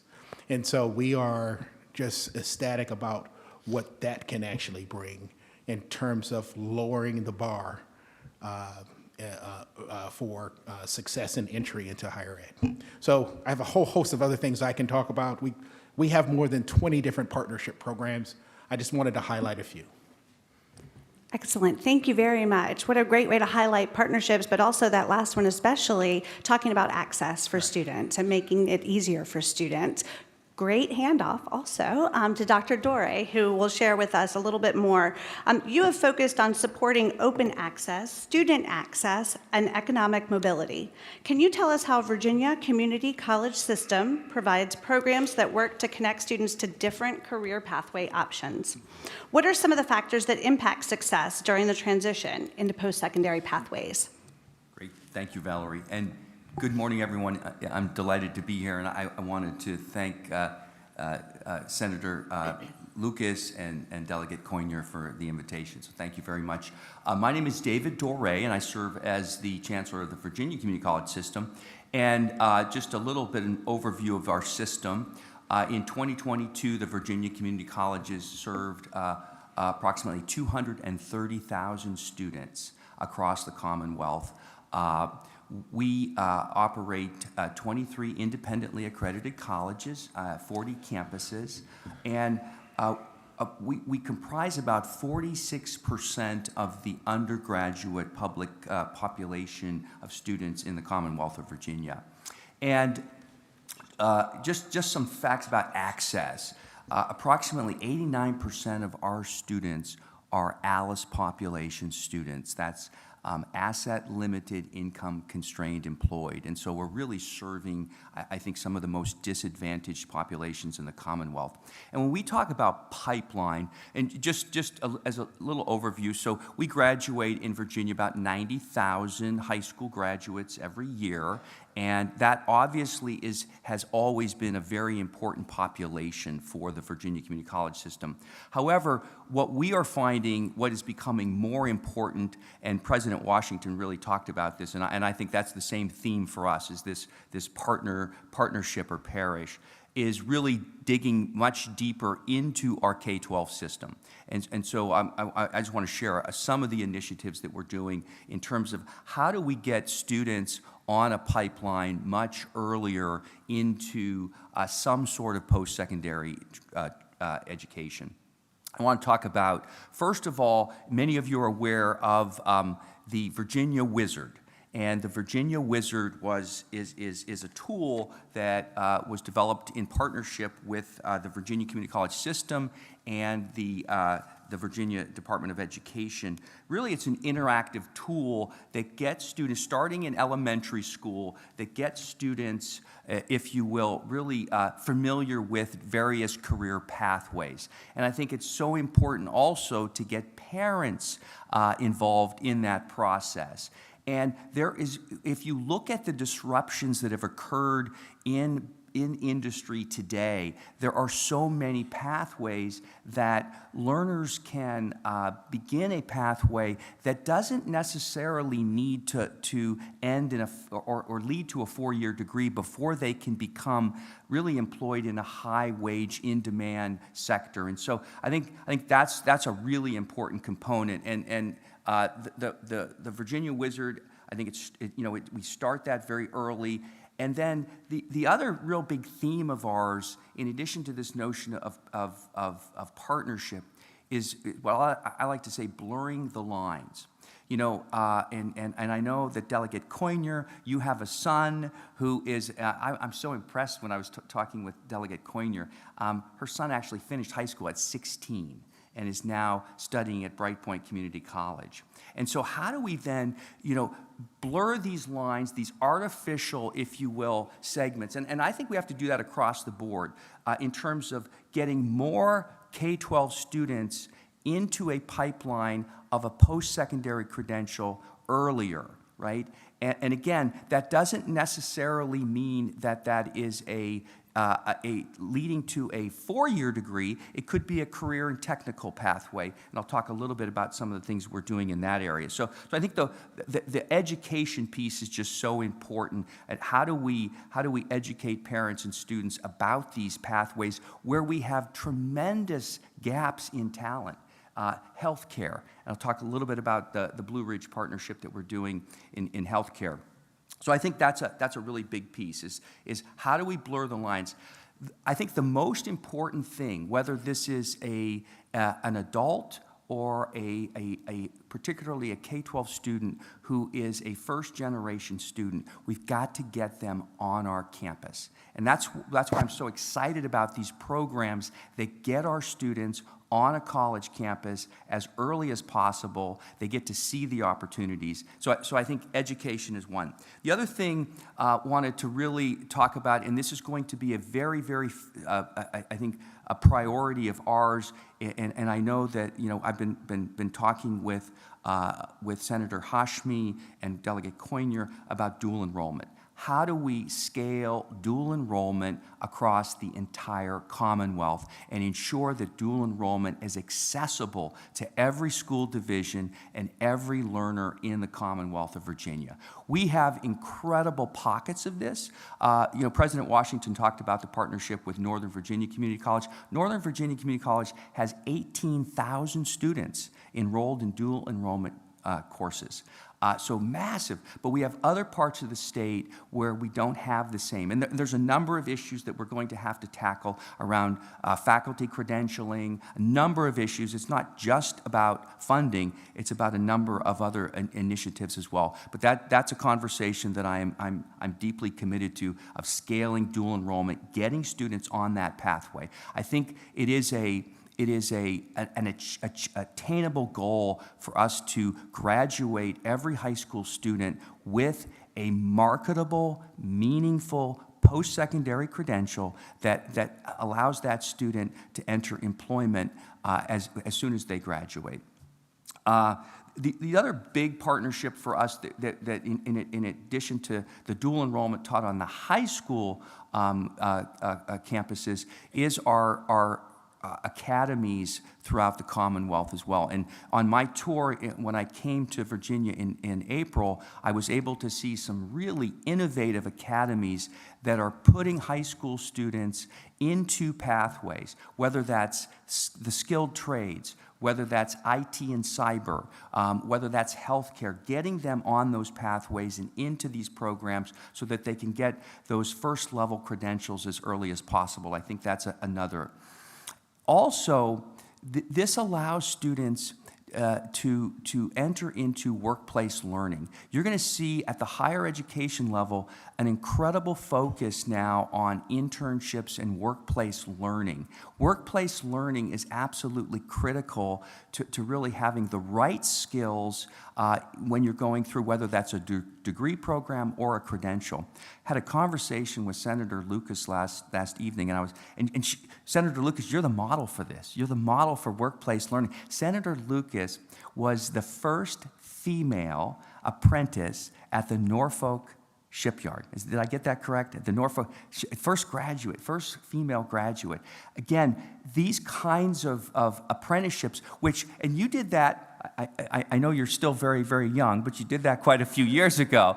But the fact is some of these things we come full circle, right? Is that coming back to this notion of workplace learning. So our goal in the Virginia Community College system is that every learner has a workplace learning experience. And we know from all the data and all the research that if you get placed into an in-field apprenticeship or some sort of workplace learning experience, that leads to employment. The other important component about that is that in the Virginia Community College system, over 80% of our learners stay and live and work in the Commonwealth of Virginia. And so to get them employed into a high-wage position as early as possible, I think is really important.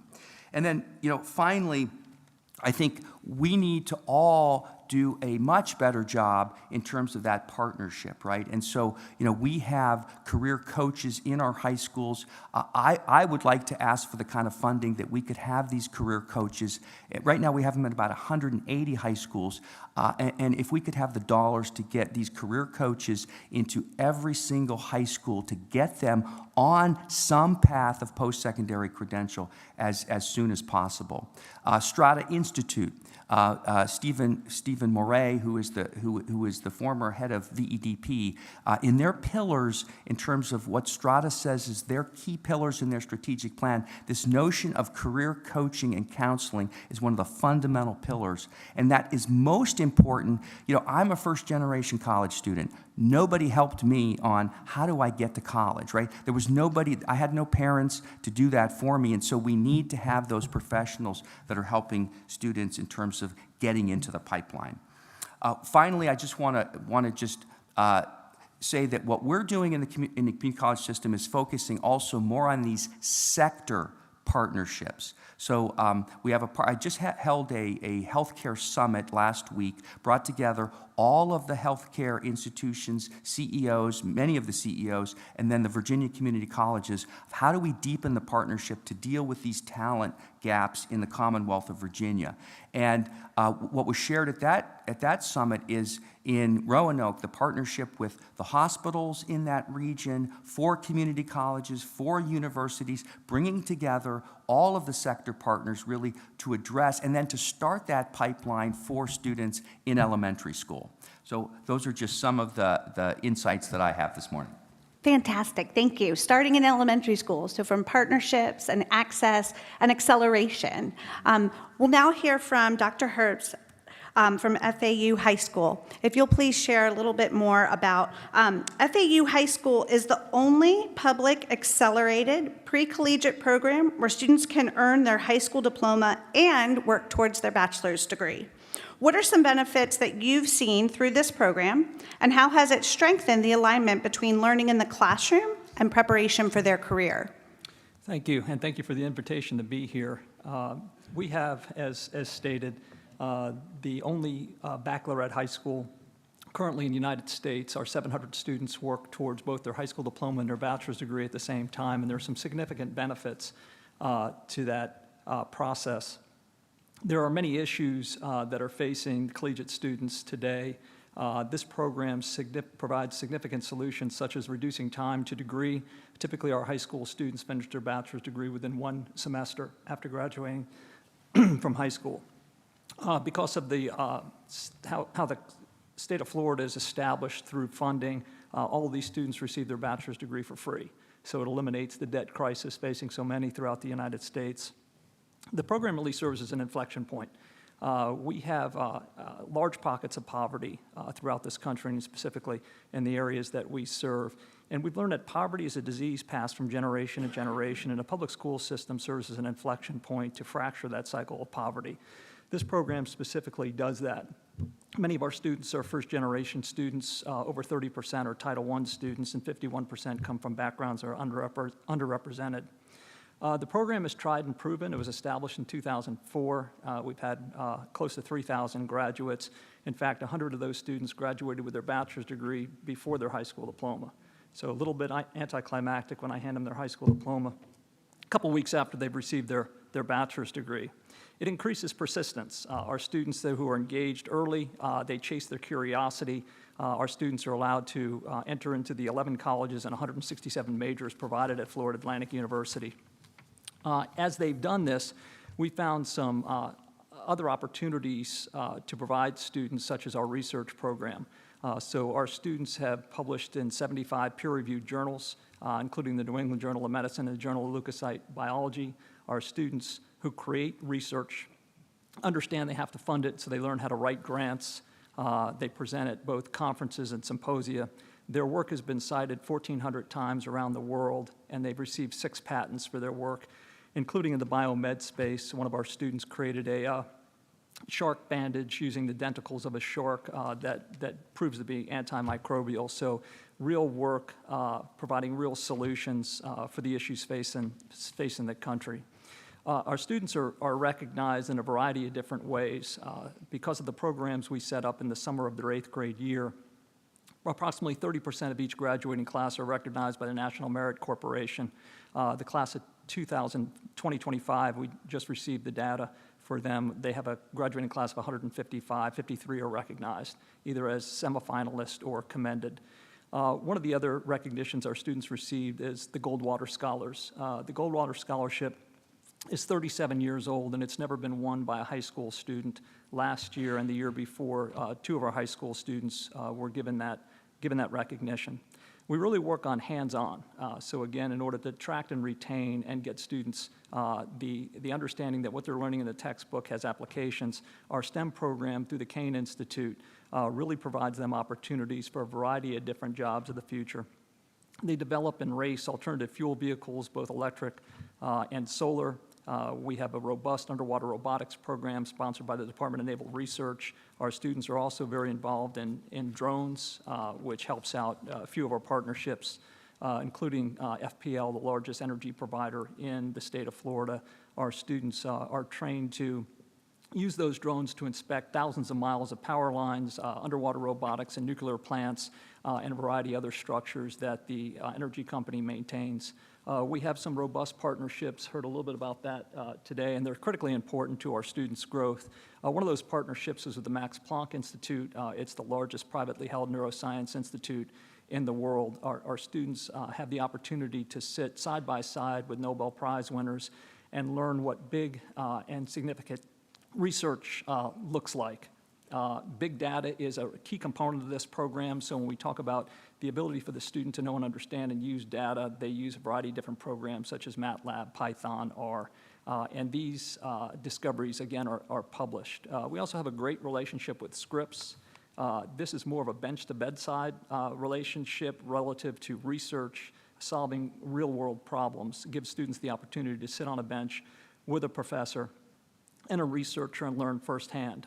This all leads to jobs of the future. So we always continue to talk about the kindergarten-ready college student. Our students have been able to prove themselves. So our medical school has reserved 4 spots for them each year. Students who receive National Merit Scholar status and have the requisite score on the MCAT have a seat reserved there. Other colleges on our campus participate in the same pipeline, including our nursing school. They focus on bioengineering. We also have a significant program called Science Through Art, where our students are able to use what they've learned in the classroom in the field of art. I was taken back by the number of artists hired by both Google and Apple as they create new products. Our students are focused on engineering, and as I stated, big data. They also know and understand that this is a competitive world, so we push them into competitions as much as we possibly can, not only basic competitions that you would see from K through 12, but also the International Science and Engineering Fair, Sea-Perch, MATE, drones, undergraduate research, et cetera. The skills they learn are critically important. They learn how to build engineering books, poster presentations, and it impacts the university in a significant way. In Florida, our universities are measured. That's how they receive their funding. So this program provides top 10% students, STEM degrees, graduating in 4 years or less, and 100% job placement. And lastly, I would just say it doesn't start here. The continuum of K-8 education is critically important, and it has been mentioned here a couple of times. We also have a K-8 program. It's ranked 3 in the nation, and our middle school is ranked 5 in the nation. And in many ways, it follows the form and function of our high school. So our kids perform significantly well. It's a testament to our staff. We have phenomenal teachers who work hard each and every day. our students double the state scores in every measure, whether it's the curricular measure or underrepresented students. So the work that's being done has a significant impact. And lastly, we work hard to train teachers throughout the state. So the Stiles-Nicholson STEM Teacher Academy has trained well in excess of 2,000 teachers in science and mathematics, and those are associated with competitions as well. So I would leave you with this. Innovative programs like the ones we've heard today make a significant impact on the lives of kids and provide real-world solutions to pipelining students to the jobs of the future. Thank you very much. So from partnerships and access to application and seeing it work in other places, we will now transition to Q&A. And so if you want to give me the sign or come off mute, maybe you don't have to do two things at once, and we'll start with that. Thank you so much. Thank you. Well, that was very intimidating. I'm really glad that we stole from FAU, our current president at Radford University, so we can start to steal some of that down in Southwest Virginia. So I appreciate that, and really no kudos to you all. The first baccalaureate high school is how you dubbed it. We had I'd love to hear from any of the three of you. There's a newer initiative called Virginia Learning here that produced a report around what's called durable skills. And sometimes we used to call these things soft skills, but when we've polled industries, we found that the top need is we're missing the technical skills, but right behind that is the soft skills. And this comprehensive report talked about a number of what we call durable skills that really are lasting in a lot of different ways. So I'd love to hear any thoughts that you all have as far as, beyond maybe that first job offer, getting them in that first placement, those durable skills that ensure that they can last and limit the turnover that industry is so worried about.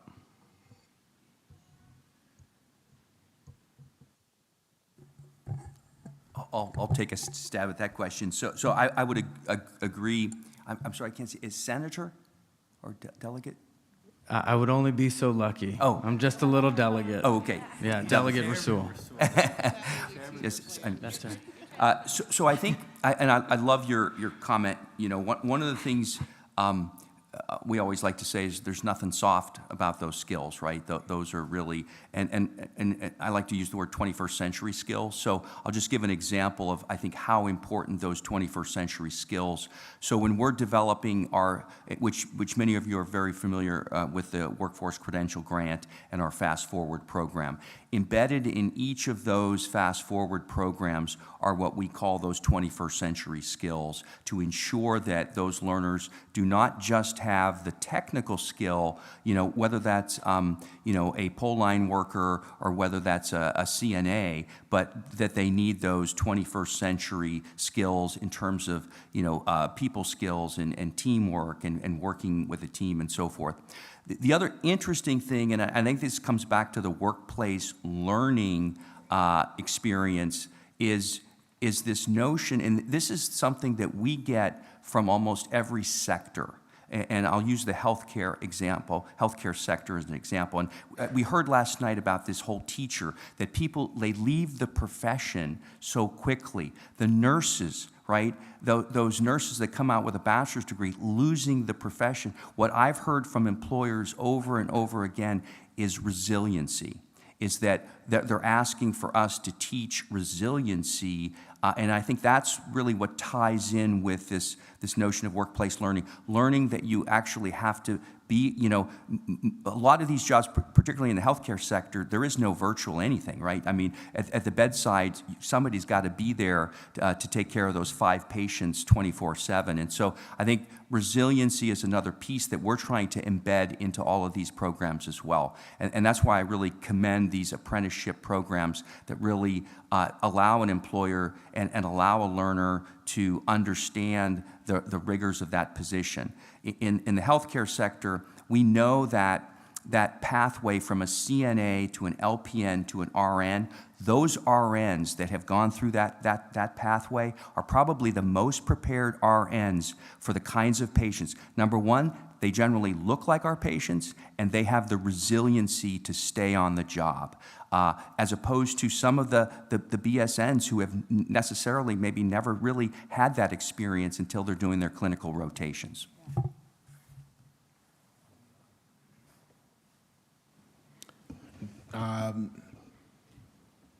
Internships give you that level of 21st century skill in a way in which we struggle to do it at a higher ed institution. The way you communicate in today's corporate environment varies from sector to sector to sector. And so while you might have the technical skills in an individual sector, the ability to effectively communicate and be, for lack of a better term of commercially productive, requires you to have some additional experiential-based learning. Internships reduce that and the amount of time and the amount of need associated with that. The second answer to your question that I will give is that, look, I'm an engineer by training, okay? But what I will tell you is that in the quest that the country has in focusing on STEM, we have actually missed the need for a liberal arts basis for everyone who graduates from our institutions, right? And so you need that technical depth to help you understand the problems of the 21st century, but you actually need a liberal arts backing and a liberal arts framework in order to help you understand, that as a technologist, I answer the question, should I, or can I? The humanist side of you answers the question, should I? And those questions both need to be answered as we prosecute today's problems. Yeah, I would agree with what Dr. Washington said. The concept of science through art does just that, right? So we're bridging the gap between this STEM focus and working our way through the arts and the implications there. We also speak to our students constantly about team of teams. The competition means you have to work well with one another. And that starts with the minimum basics, looking people in the eye, shaking hands, introducing them, understanding that the role is not only pure book or application, it's really knowing how to work with others who have different skill sets and not working in isolation. And I would be remiss if I didn't mention that our basketball team made it to the Final Four this year because of teamwork, right? So it's to be co-located on a university campus gives us many benefits, and one of those is the basketball team spoke with our elementary and middle school students, and what they learned from those interactions are priceless. George Mason did it first. Exactly. Other questions from the group? Well, I want to thank all three of our panelists for highlighting some exceptional work that's being done, not just here in Virginia, but obviously in Florida as well. Very impressive. I am just personally so gratified to hear all three of our speakers reiterate the idea that education is not simply training for careers, not simply a way to get people ready for the workforce, but that it is really a humanistic endeavor, and that we have a fundamental and core responsibility to make sure that our students are getting the full breadth of learning and opportunities that is available to them. Thank you so much for reiterating the value of a strong liberal arts program, which really cultivates not just skills and talents, but cultivates mind and soul.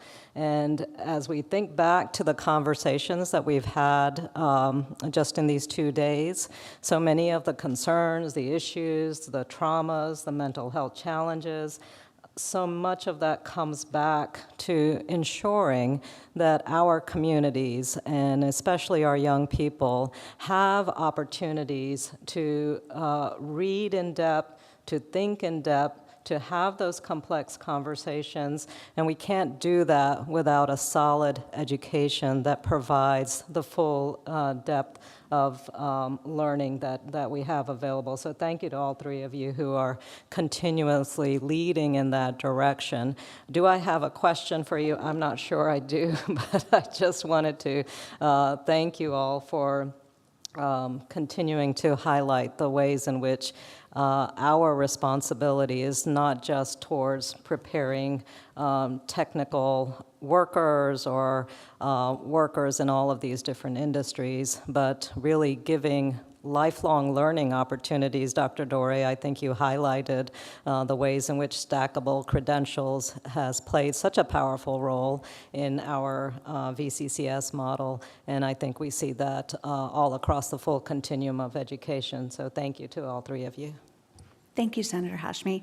Delegate Simons? So I was on the school board when we passed the profile of the graduate, and we started to really encourage these work experiences for our students. And I asked around, and I remember one of our biggest companies in Newport News, I will not name names, only had 4 slots. And we have a class of like a couple thousand students that need these experiences. So my question to you all is, how do we incentivize, especially major employers in the technology sector, how do we incentivize them to actually take enough of our students and give them those hands-on experiences? What do we need to do to get them more involved in helping our students?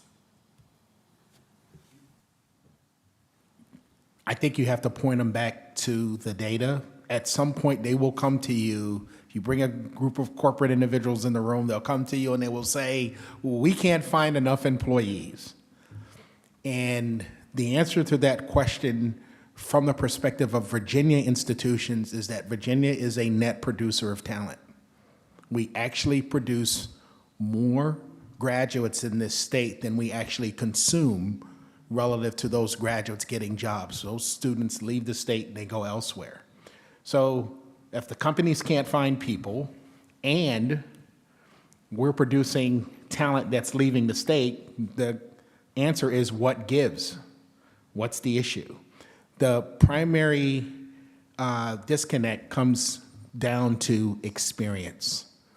If you look and you really query these corporate types and start to ask them, what is it you really want? Well, they want graduates in certain majors with certain amounts of time of experience. And that's where the problem tends to lie. Well, one of the ways in which they can circumvent that is by offering more internships, is by increasing the number. The number of internships should be on the order of the number of jobs they want to place in the future. So if you're going to hire 1,000 people over the next 5 years, you should have 1,000 internships in your quiver now so that you are training enough talent in order to meet your individual need as you are moving forward. And go ahead. We work hard at awareness, so most of our programs have an associated business roundtable. So we target C-suite in the environment they work in, those who work directly with the hiring of students, also pipelining students. We have school tours constantly, bringing in the business community into the school to show them exactly the capabilities of what our students and the outcomes that they have. And then we also invite them to judge competitions to see firsthand the outcomes of the work that they do, so that intentional push out and pull in serves us well.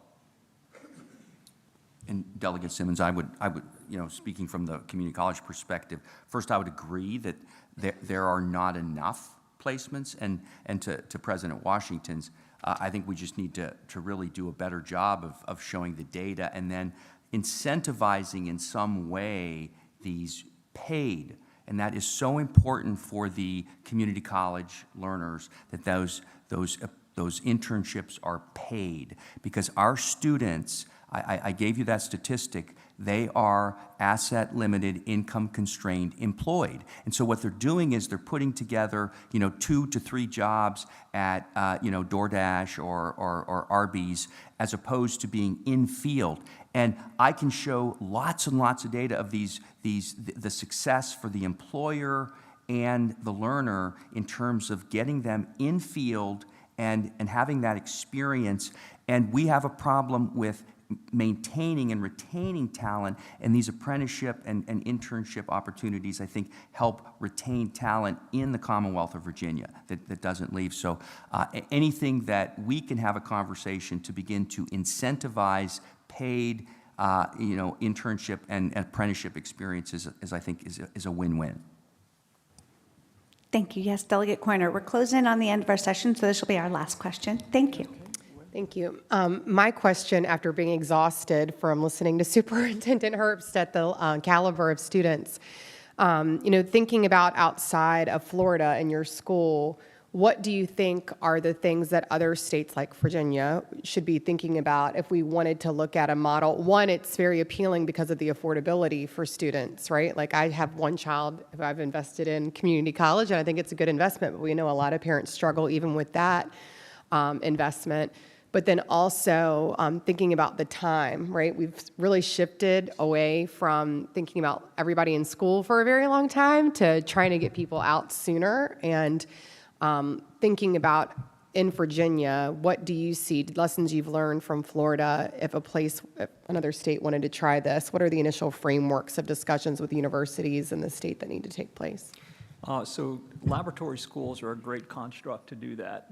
We're a living laboratory. We're constantly pushing the boundaries of what public education typically would look like, and we feel like we have significant support in doing that. So the partnerships that are formed through this process are critical. If not for our legislature, we would not exist.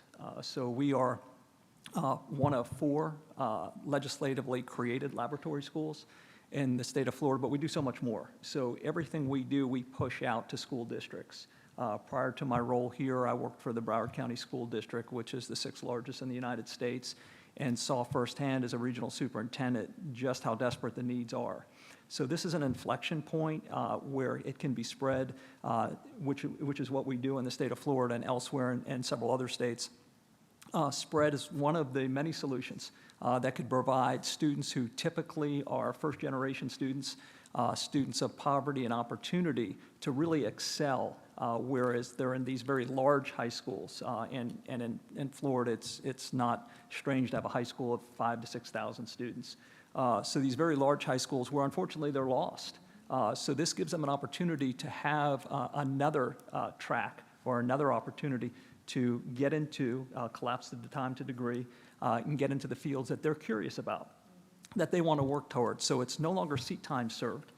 It's about the opportunity to experience and to take those skills that they have learned and put them to work almost immediately.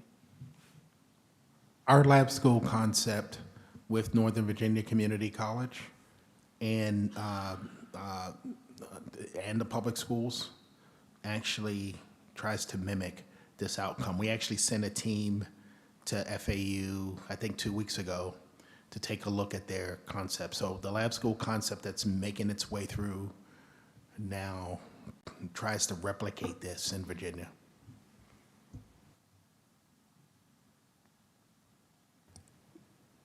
Well, maybe on our theme of partnership and accessibility and acceleration, you guys are ahead of schedule. We can take one more question.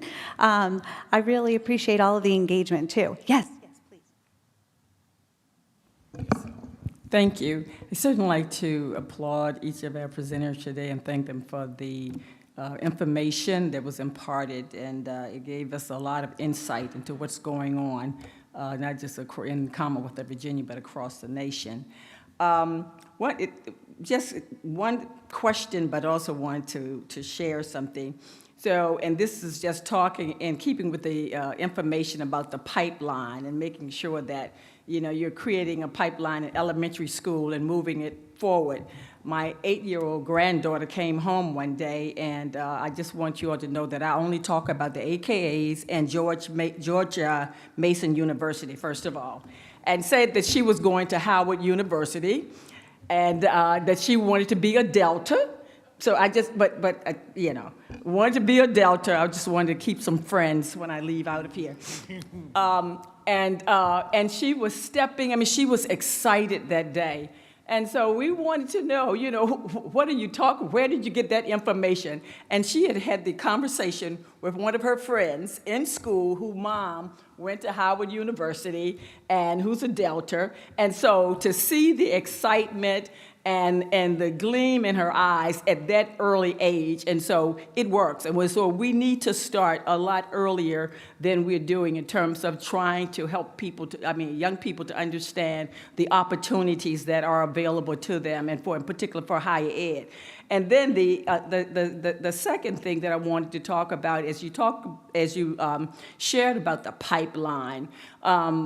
This is going to take a lot of our educators who are in place, whether it's counselors or guidance counselors or, teachers, principal, to help young people understand that there are opportunities. There, in the workforce, there's opportunity in terms of higher education, and we want to move them in those directions in terms of for a very productive life. And the reason that I'm saying that, because I know of one school that in a program that I have been involved with called the Infinite Scholar Program. And this was by the Delta's Foundation, where they raise hundreds of millions of dollars and give to young people to help them, to move on to to higher ed. And I personally, literally, had gone into one of those schools where nobody basically was interested in pushing kids to be there that Saturday, making phone calls that week and calling parents, which gave me quite a bit of insight into what wasn't happening, where the schools should have all been engaged and involved. And so I guess the question is, how do we make certain that when opportunities are made available like that and doors are open, that we have educators and everyone in a collaborative way helping to move young people in that direction? And I think that sounds like a question for Dave Dorey. Well, no, I think it's an excellent question, and I think that's why I, in terms of how can we do a better job, I think it really is about quote unquote marketing and educating the opportunity, and that's why I'm really a champion of these career coaches that can help parents and students understand the opportunity. And it is our goal in the Virginia Community College system to make sure that every single Virginian has an opportunity for some type of post-secondary credential, degree, certificate. We've got to be here for every single Virginian. And I think that takes a mind change, right? A mind change that, I heard that because none of my parents ever went to college. I didn't know I was college material. The first time I ever stepped on a college campus, honestly, was when I went to enroll. And so I think giving more students those opportunities to get on campus, to see that everyone has this pipeline pathway available to them. And that's the way that you all can help us. We started the Mason, Virginia Promise under the same premise. And that promise is that every single student has a pathway towards an advanced degree or your own business. And we have put in place multiple pathways, some through the community colleges, some directly through business, and some through a 4-year degree to help. But we need advocates for our young people. And those advocates have to be not just at our academic institutions, but those advocates also have to be in the room. And so this is my ask and request that you not only advocate for those young people, but you also advocate for support for the individual institutions who are doing it right to actually go out and put programs in place to support many of these young people. Thank you. Thank you all. Thank you to our panelists, and thank you all to our legislators for your engagement this morning. We will be transitioning into a break now. Thank you very much. I'm going to make one quick announcement before our break. There are snacks available during the break, and they were prepared by the students in the culinary program here at the Chesterfield Career and Technical Center. So if you see students, thank them and enjoy. We'll be back in just a little bit.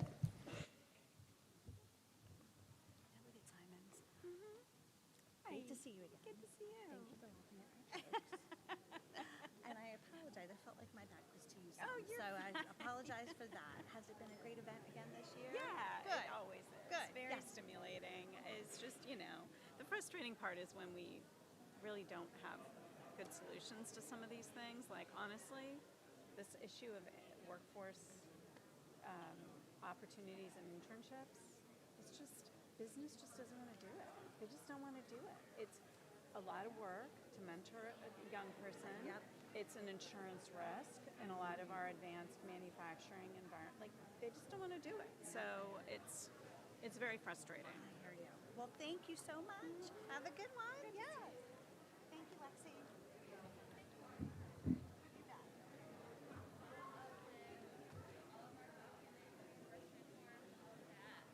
That sounds great. I appreciate it.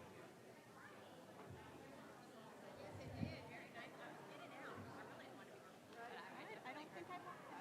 Washington. You should be all set. Thank you. Yes. Thank you. Okay. They didn't fix that. Yeah, Janet was talking about that earlier. Well, they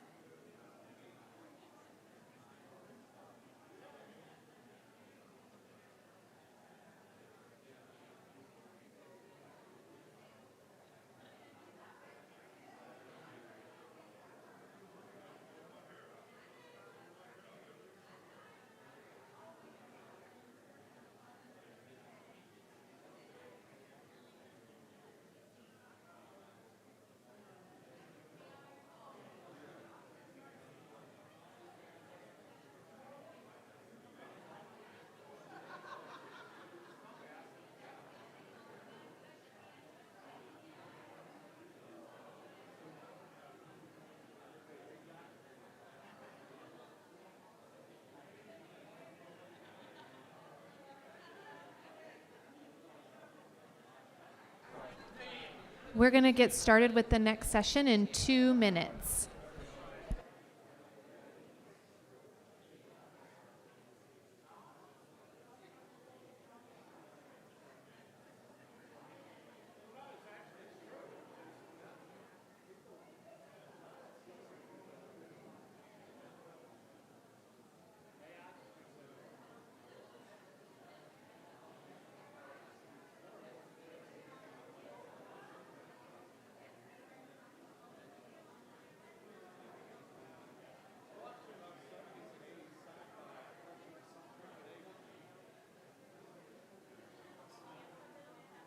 Yes.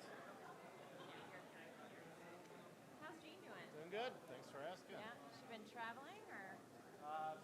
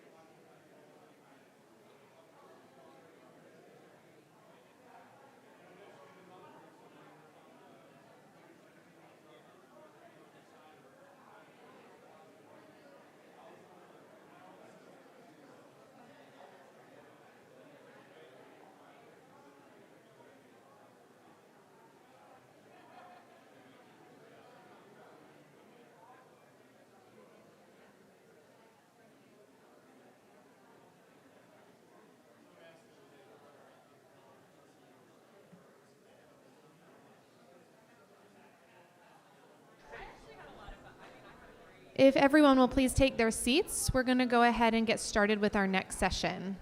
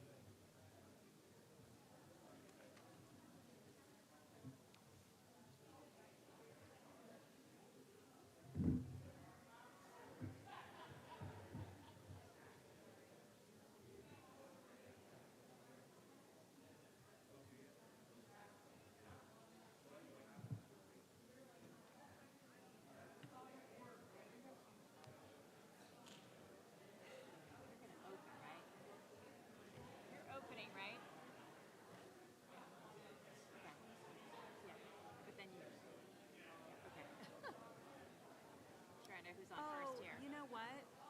So that microphone is not glitchy, working. isn't it? Let's see what's happening over here. Maybe one of these.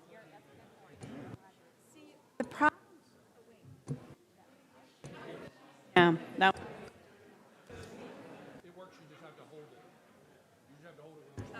That, The one you and I have is hold. Oop. Please take your seats. We're going to go ahead and begin our next session.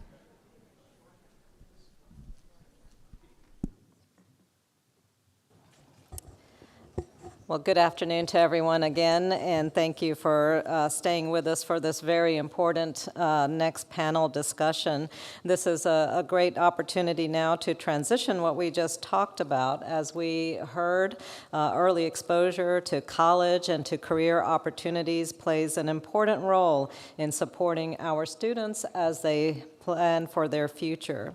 So knowing what opportunities exist is an important first step, but it's also important for students to get and to experience what it's really like to be in the world of work.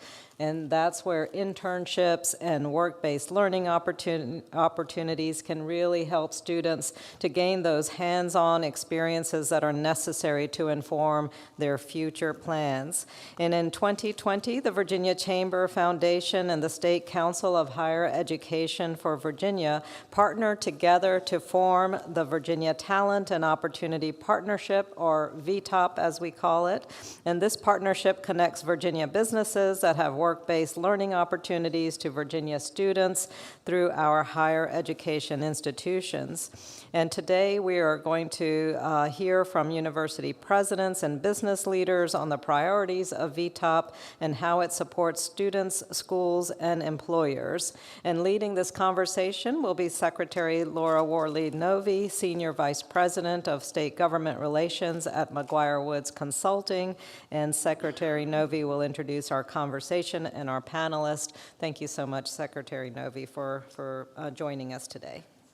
Well, thank you, Senator Hashmi, for the introduction and the opening to the session. I'm really excited about this session for many reasons. One is I think we've got great panelists today that are going to give you some great information on things that they're doing at their institutions and their companies.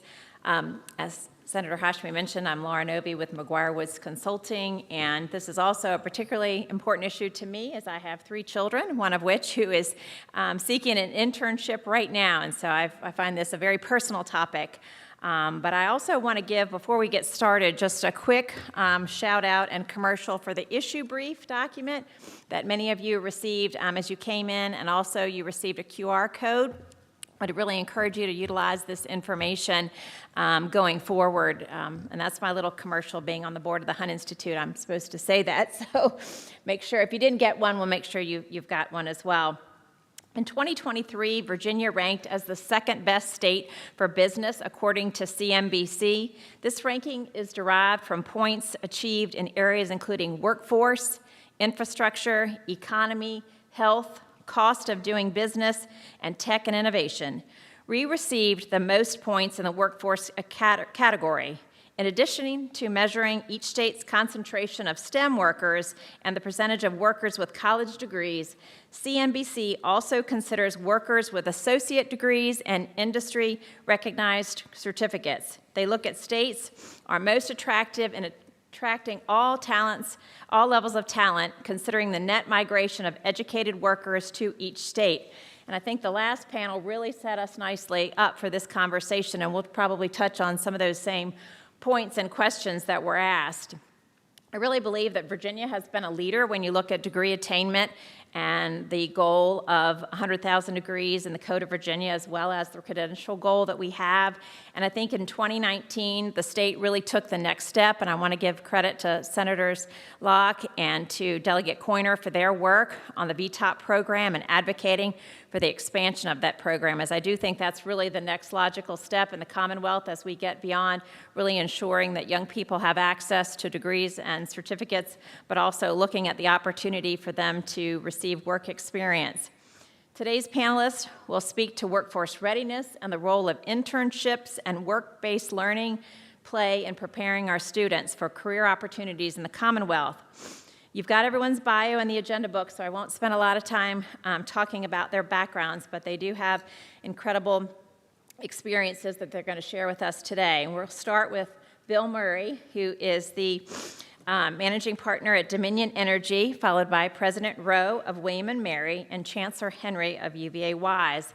I'll ask a question of each panelist, and then we'll open up to legislators for any questions that they might have. And I'd like to start with Bill. All right, I'm going to tease Laura.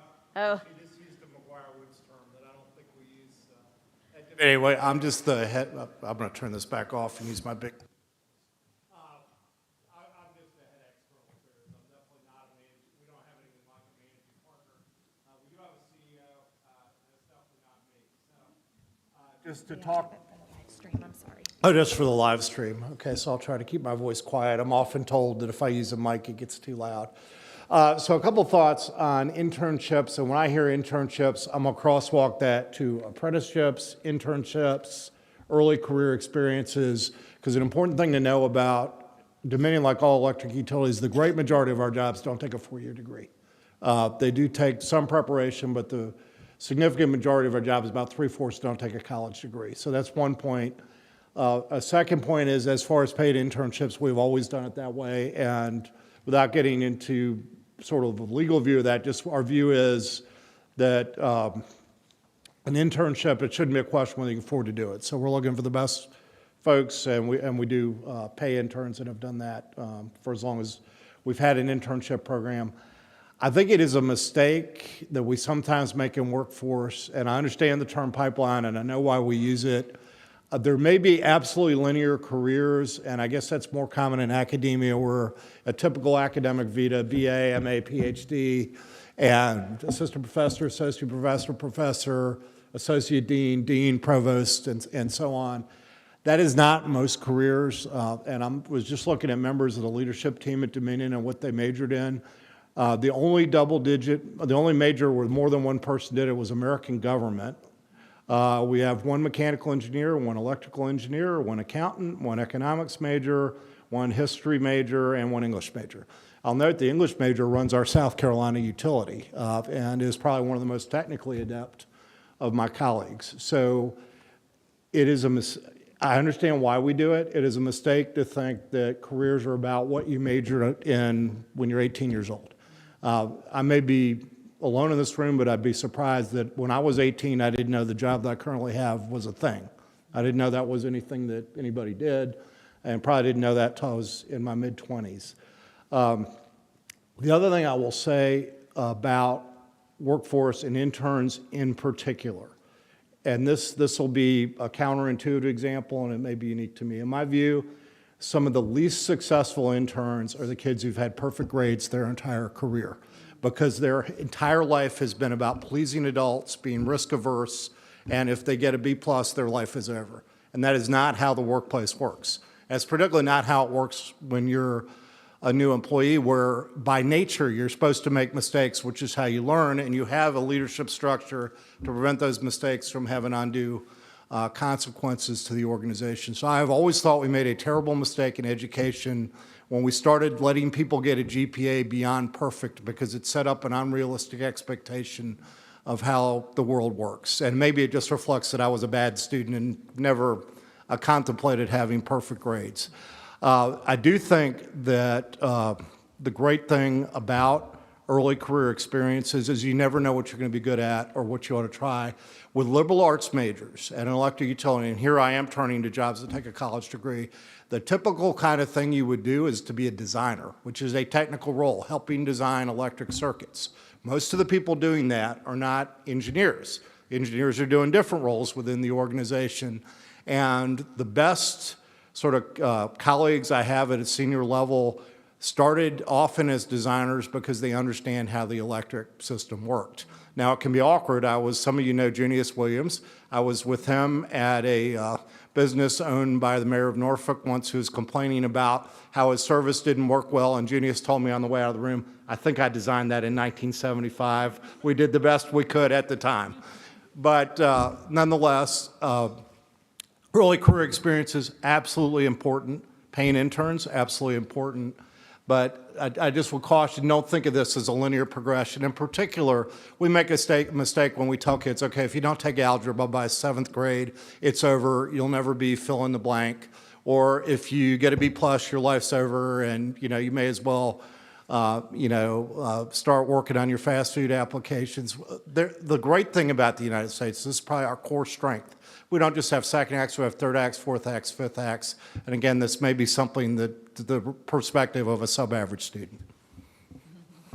Well, thank you, Bill. I think you've given us a very practical view of internships and also, I think, set us up very nicely in talking about the value of a liberal arts education. I'd like to turn to President Rowe. As many people may think of William & Mary as a traditional liberal arts college, but you have broken the mold and demonstrated an impressive ability to bring students and employers together to provide meaningful internships for experiential learning experience. And I think it's important to also share with the audience the Princeton Review rankings that William & Mary has received for the past 3 years as being the #1 for internships for students at a college or university. And I think that's tremendously remarkable, and I'm excited to hear about that today. We also know Virginia Tech and CNU are also part of that ranking and are in the top 20 in Virginia, so we're all to be proud about that. But President Rowe, can you tell us more about what you've done at William & Mary? Yes, thanks so much. And I just want to underscore again, #1 for internships for all public universities in this country for 3 years running. Yeah. So I thought I'd pick up where Mr. Murray just left off by saying that English majors rule, and that's all I need to say. No, I thought I'd pick up from where he left off by saying what higher ed in Virginia has committed to, why it is so important, and then how we've gotten to where we are at William & Mary, very briefly, to open up the conversation. So it's important to know that every single public college and university in Virginia has committed over the last 3 years to guaranteeing a paid or funded internship or apprenticeship for every student without extending time to degree. So I'm picking up from the last panel. You heard from the Chancellor, you heard from President Washington, you'll hear from my wonderful colleague, Donna Henry. Every university and college has committed to this, and I don't know of a time when all of the institutions have come together with such clarity and focus around such an important commitment to our young people in the Commonwealth. We've done this. Why? I can think 4 reasons very, very quickly. One is that exactly what Mr. Murray said. The pace of change is so rapid in every industry that we need to help our students, while they're learning, understand the workplace in a way that many of us teaching don't. And we need to prepare them for the thing that they're most good at a liberal arts and sciences institution, which is rapidly learning on the job in a continually changing professional environment. The truth of the workforce is going to be change. And so we're preparing them not to walk into something that's static, but something that's constantly changing, and learn what that is like. The second thing is that you can't aspire to what you can't envision. And so many of our students are not coming to college with the networks that will allow them to think about those rapidly changing jobs. They are first-gen students. They're students who are underrepresented. They're military students coming back for a degree. And this is true at a traditional liberal arts and sciences university in a way that it might not have been in the 80s or the 50s. So we know that when our students get exposure to different kinds of opportunities, they begin to think about what they might aspire to, and they learn that careers are nonlinear. They get confidence in their ability to say, here's the connection between what I'm learning in the classroom and what I want to do with it when I get my degree. So we think of ourselves at William & Mary as the best preparation for those kinds of changing workplaces, so long as we help our students stick the landing. That 6 months out, land in a job, understand where you might be wanting to pursue your passions. Last year, we surveyed our students in their first roles 6 months out, and 97% of them, of William & Mary graduates that responded, said that they were satisfied and they were pursuing what they had hoped they could pursue. So to me, that is extraordinary success. Now we're surveying every year now. We started a year ago. This is common across multiple institutions with internships and with externships and with apprenticeships. Just as Mr. Murray said, it's a wide range of opportunities. The last thing I'd say is that William & Mary is unusual among liberal arts and sciences universities in being very disposed to hands-on learning. So with research, with community-engaged learning, with study abroad and work abroad, our students are always in the 60, 70, 80% uptake in any of those opportunities, and we want internships to be there as well. So what we've done is we set a goal that 100% of our undergraduate majors will have credit-bearing internships on the books. We've reorganized entirely what used to be career services and brought everyone together into one centrally led but distributed organization. We did that under pandemic because we were concerned about what the career pathways would be like for our students during pandemic. I've taken the person who runs that and I've put her on the cabinet. She's a chief careers officer. It was the first in the country. Now there's 2 that I know of. And we've taken NACE and ACE's competencies as things that we monitor and test through the pathways in internships so that we have a good external validation of the kinds of capacities that employers are interested in. The last thing I'd say is that we've listened to employers. And while organizations like Dominion have extraordinary capacity to place students in work-based learning opportunities, most small and medium-sized employers in Virginia do not. What they've said they want of us is one stop to go. They want an understanding of the kind of mentoring that students are going to need in their employer environments, and that we'll partner in that. And they don't have the HR support to be able to do internships at scale, which is why the innovations with VTOP have been so important. So I'll stop there, and because I know that Donna Henry will give you some stats. You will, right? You'll talk about the results that we're seeing with VTOP, yep, from employers' perspective and from the students' pathways perspective. Okay, great. That's it. Yeah.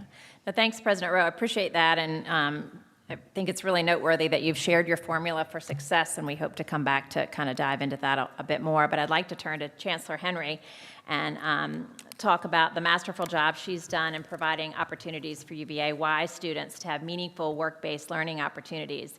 I hope you'll share with us this morning what you've been able to do in a rural area. I know that adds some particular challenges for you and your students, but you've done an incredible job at that, and I hope you'll share some of the opportunities that were created during COVID, which I know were particularly unique for your students. So thank you for being here.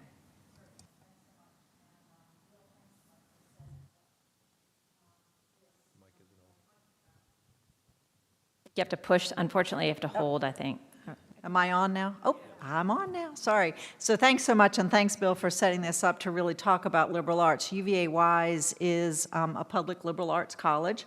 That's what we market to our students and their families when they come in, that education is setting them up for a career. And if you look at Department of Labor statistics, students who are coming to university now to begin the bachelor's degree, when they graduate 4 years later, they're going into a workforce where half of the jobs currently don't exist that they're going to be applying for. So they need that broad education. As I talk to employers about the skills that they need, they're not technical skills.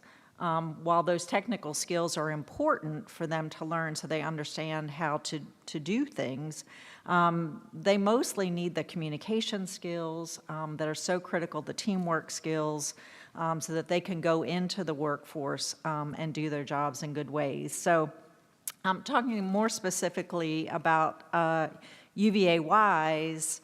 In 2015, we launched what we call the Wise Works program. And it was a paid internship program specifically linking technology companies to tech talent in Southwest Virginia. I accessed private funds and in the program, a company would come up with half of the funds for a paid internship, and I would use our private dollars to ensure that our students could actually have that access to paid internships. And a little bit of backstory to that is that the demographic profile of our students, whether they call Nova, Richmond, Tidewater, or Southwest Virginia home, is that they are predominantly first-generation students. They're on the lower end of the socioeconomic scale, and they can't afford to be in school and not being paid to work. So we had seen time and time again students foregoing incredibly meaningful unpaid internships for paid part-time positions outside of their discipline, and often in retail as a cashier, a stock person, or at a local restaurant. These students chose a paid position over one that could truly propel their career because they had to generate income. Many of our students are supporting their families while they go to school, so these are very important pieces for them. So when we launched Wise Work program, which was a precursor to VTOPS, many of the newly created internships were virtual. And that was a critical component for students in Southwest Virginia. We didn't have the opportunities for them to participate locally in their work. So we actually went to Northern Virginia, where there were many small and medium tech companies looking for interns, and began to create virtual opportunities for our students. And that actually, I would say we had the foresight to understand the pandemic was coming, but that actually carried those students through the pandemic. So our students continued to move into these paid internship opportunities through the pandemic, many of them working from home or coming in to use our internet resources so that they could continue their work. So it was an incredible opportunity, and it's something that we continue today. And then continuing in that, as part of our role in serving for the support organization for Go Virginia, we took that model of Wise Works and created the Southwest Virginia Talent Mobilization Initiative, which links small to mid-sized businesses who didn't have a website or an e-commerce site with a team of college students from multiple colleges across the region, including our community colleges, and faculty from these multiple colleges served as mentors. So then we actually got our students actively engaged with local businesses to help them set up websites to move forward. Some of our great partners for internships are Virginia Energy, Invest Southwest Virginia, locally, and then in Northern Virginia, we connected, as I said, to very many small businesses there. So I provide these examples as an illustration of how important the internships are, not just to students, but also to the businesses who are looking to develop their strong talent pipeline to get students to come into their programs. And then the data broadly across the Commonwealth of internships, the numbers say that if a student has a paid internship, it gets them the skills, and I think that the statistic is about 90 to 95% of those students are then hired into those careers. So it does really help them to stick the landing when they graduate, and that's critically important for us because you heard on the last panel, we're growing a workforce in Virginia through our 4-year and 2-year institutions, but we're losing a lot of them to other places. So if we can create internships within the Commonwealth of Virginia, the statistics say that those students are going to stay in Virginia within the Commonwealth and continue to work. So I think it's important not only for our institutions to help our students to move into careers, but it's also important for the Commonwealth to support this so that students can have a paid internship that supports their education, keeps the cost of their education lower because it helps them to pay for things, but then we'll keep them within the Commonwealth. Thanks, Chancellor Henry. I'm really glad that you were emphasizing also the need for paid internships because I think there is a misconception out there that just the experience is worthwhile, but so many of our students can't take advantage of those opportunities because they need to be earning to either take care of themselves or family members, and so that's really important. And I also love the creativity. I think hopefully everybody recognized the work and the effort it took you to find those opportunities for students, and I think that was a common theme at William and Mary as well, is that the presidents are out making these connections and demonstrating the value to the students as well as to the employers. So thank you both for that. And I'd like now to open it up to any questions that legislators may have for our panelists today. Delegate Bulova. Yep, thank you very much, and thank you very much for the presentation. And it's interesting. I really thought about my first job and hadn't really thought about the fact that it was as a result of an internship that then led to a job. And ultimately, my career took lots of twists and turns, as Bill kind of pointed out.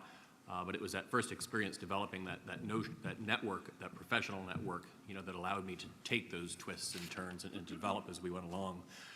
I guess the question is whether we can drill down a little bit more into what it will take for Virginia to take this concept, I guess, to the next level. Because I think of all the different things that we've talked about over the last 2 days, this is probably the most tangible.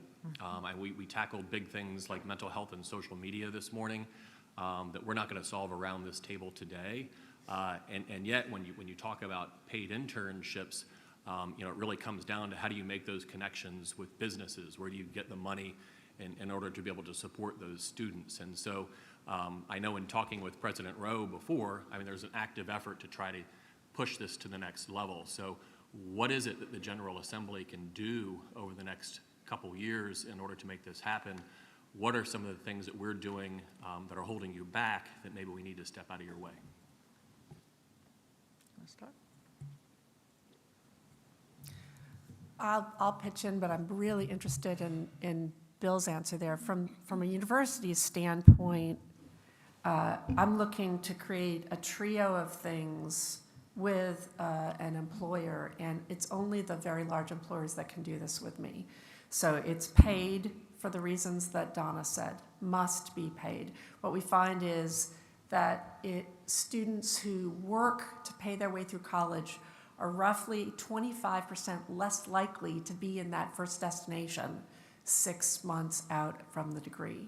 Whereas students who work and are paid in an internship are roughly nearly 100% more likely to have landed in that first destination. And it's precisely because of what you just said, Delegate Bulova, that it's the quality of the professional network that's generated in that work-based learning experience. So I'm looking to create paid, mentored, and transcripted opportunities. And I want long-term relationships with employers, especially small ones as well as large ones. So from the Commonwealth, a couple of things. The right kind of financial incentive, whether it's in tax breaks or in matching funds for small and medium-sized businesses in the Commonwealth. And I don't need to design that, I think you could. And support for essentially that aggregator HR function that VTOP is beginning to provide, or for regional functions like that in some way. Because I do think what Donna described is a best-in-class innovation that we're not seeing around the country. We have been working with Stephen Murray, who's now with a wonderful organization focused on workplace learning and jobs, Strava. And what he has said is that Virginia is positioned to really claim the top place nationally. No one has worked out that handshake between an employer and a university at scale without extending time to degree. So there are great co-op programs out there, but those are 5- and 6-year programs. Think of that, not 4- or 2-year programs, which is what we're trying to establish here. So I'm interested in Bill's answer to the same question. Mine, I guess, so the older I get of a background in public policy. I'm a rare case. I got a PhD in public policy. Every job I've ever had since then's got some public policy component. The older I get, the more mindful I am of some of the limits of public policy. Not public policy is tremendously important, but there are limits to what it can do. And therefore, the answer I'm going to give is maybe not as aspirational as it could be, but because it's not very aspirational, maybe it's a little more doable. The minute you get your first job out of whether it's high school, college, community college, an apprenticeship, whatever it might be, the minute you sort of enter the workplace and stop being a full-time student, everything resets. All the numbers we talk about in education, GPA, SAT, ACT, SOL, all that goes out the window. And not just anybody in the room who's not in academia, who's over 35, you haven't been asked about your GPA or anything else like that in over a decade, and you're never going to be again. Because what people care about, this is just really honest, what you can do. They don't care what your numbers are. They care what you can actually do. And I have long thought, I realize we give the community colleges 4 or 5 different missions. I understand that. And so I'm not saying put this on the community college. The biggest thing the state can do is make it easy for a working adult to, if they have a derailer. I know somebody who would have been our CFO, had a good career, would have had an even better career if he could have given a 5-minute presentation. And that didn't require a degree or an MBA. It required a basic public speaking class. And I think that sometimes we make things harder than they need to be. The classic example is I am qualified to teach graduate school, but not high school government. So that's the classic example. Not going to get into that today. That's the chairs of the education committee's issue to deal with. But people have derailers, whether it's a basic statistics class, public administration class. I used to call this a reverse articulation agreement, then I realized I made it sound harder than it needed to be. We ironically have psychology as one of our top majors, one of our most challenging majors to place, and a behavioral health workforce challenge all at the same time. And it seems like maybe we could sync those up a little bit. So I guess my public policy idea would be make it easier for people who are in the workplace to fill in little gaps in skills. For example, I'll just use the example of an undergraduate psychology major to have the least frictionless path to actually working in behavioral health, where you have enormous workforce needs. Senator Favola. And if I just might add, so Chev has actually funded some grants through the VTOPS program or the Virginia Talent Opportunity Program. And UVA WISE, as we were wanting to expand our work with WiseWorks, applied for a grant and were awarded $250,000 to serve as the coordinating entity for Southwest Virginia. We're using our Go Virginia Region 1 footprint, which is PDCs 1, 2, and 3, to support that work. And this role has enabled us to hire an outreach coordinator who works under the direction of our Career and Planning Discovery Director, who happens to be, Catherine, a former William and Mary Career Services professional. So we are so pleased to have her in Southwest Virginia. She moved there last year and is loving it. But we've established relationships with employers throughout the broader region, and many of them are small to medium size. But VTOP, through the staffing agency secured by Chev, provides HR resources that we as an educational institution don't have the capacity to provide to large number of employers. So large employers can do this work. They've got the HR systems in place, but smaller employers don't.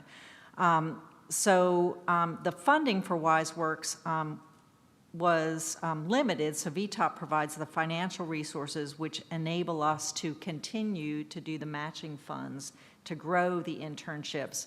And again, we're doing it for us, the community colleges, the other colleges and institutions in our region.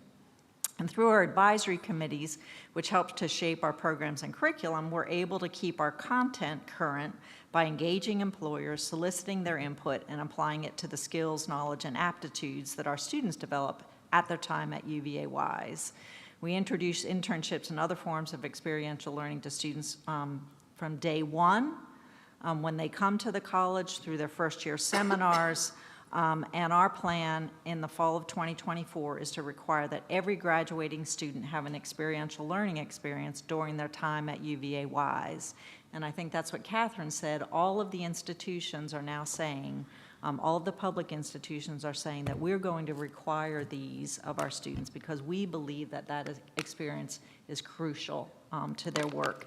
And so I would say that if we can continue to support the work through Chev and VTOPS, to have these pieces in place to support our work, it will help us to grow this system faster.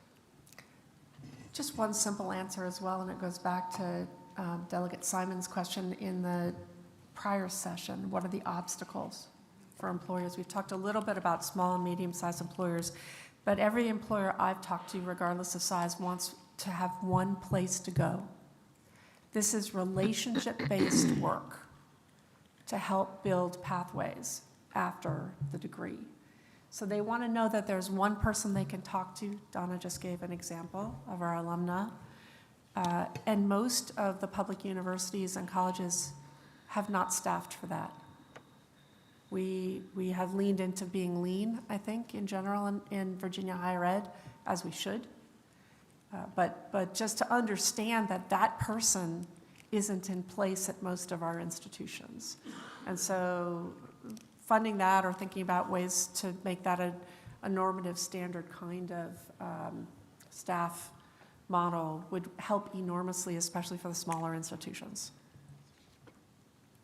Senator Favola and then Senator Edwards. Thank you, Madam Chair. I don't know who would be best or most interested in responding to this question, but I'm just wondering, when students are actually placed in the internships, is there an effort on the part of employers to make it a meaningful experience? Do employers need something that universities would like to provide more of but aren't quite providing enough, like job coaches or intermittent reviews of how the experience is going? Do employers expect something else from universities when they participate, other than what you said you wanted a one point, sort of a go-to place for HR, because a lot of the smaller businesses don't have that? I'm just wondering, is the actual workplace experience meeting the expectations of both employers and the student? Because I think it's an exciting possibility for all. And could we do better? How could we help you make the experience better or grow it? That's a multi-part question. I'll take maybe the easy parts and defer to the two presidents or the two college leaders to handle the harder parts.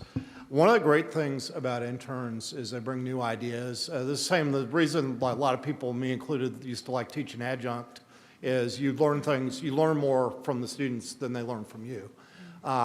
Another valuable thing, the most successful mentors, at least in my observation, maybe it shows I'm getting really old, for interns are people pretty close, people who are just learning to be managers or supervisors. And I will tell you, just societally, we do a terrible job teaching people how to manage and supervise. So while interns may nominally report to somebody more senior, the most effective intern mentors tend to be somebody a few years out of college or out of an apprenticeship. And the interns are helping teach that person how you lead and how you supervise. So we hire interns because we need the work, we need the ideas, we need the enthusiasm. And so I will say, if you have a good internship program, the employer should get more out of it than the employee. Both should get a lot out of it. But if in an ideal world, both should get a lot out of it.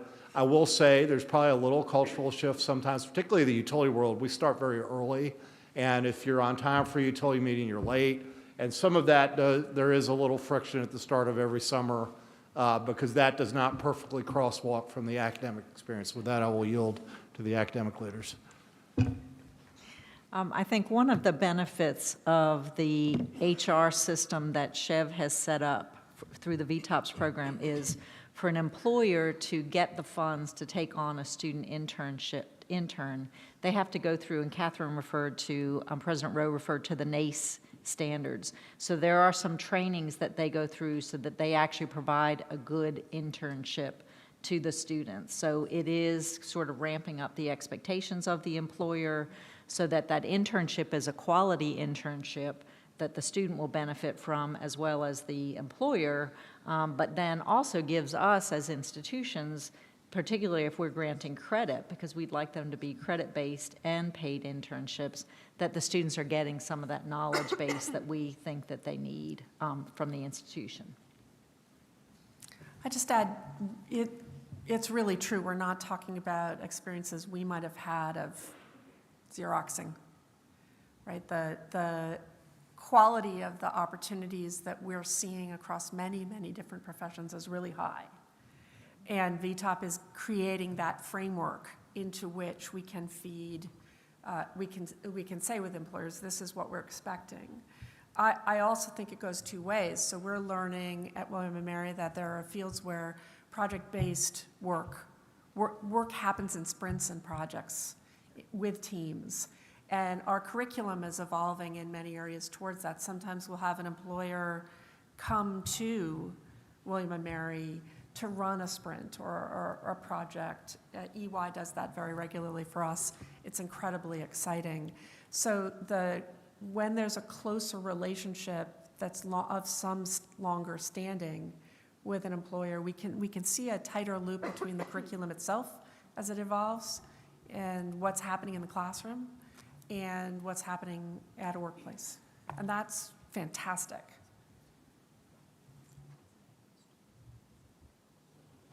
Something I'll just add to close out that thought. I was just thinking, the way we end every internship is you have to give a presentation, a group of senior leaders at Dominion, and as I think about the distinguished folks in the room, we ought to bring in outside people for that, because if criticism of any large company, and particularly utilities, you can be a little insular, and if I were thought just popped in my head, it would be a better experience for the interns, be better for us if we brought some folks from the outside to be willing to sit through and listen to the intern presentations and ask questions, because I really do think it makes you excited for the future to see those. But I do think probably having a little better link to the parent institution they're coming from, like inviting their major professor or their advisor, would make that a better experience.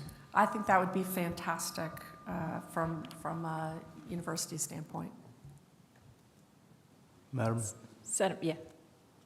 Louise? Senator Edwards. I did call your name.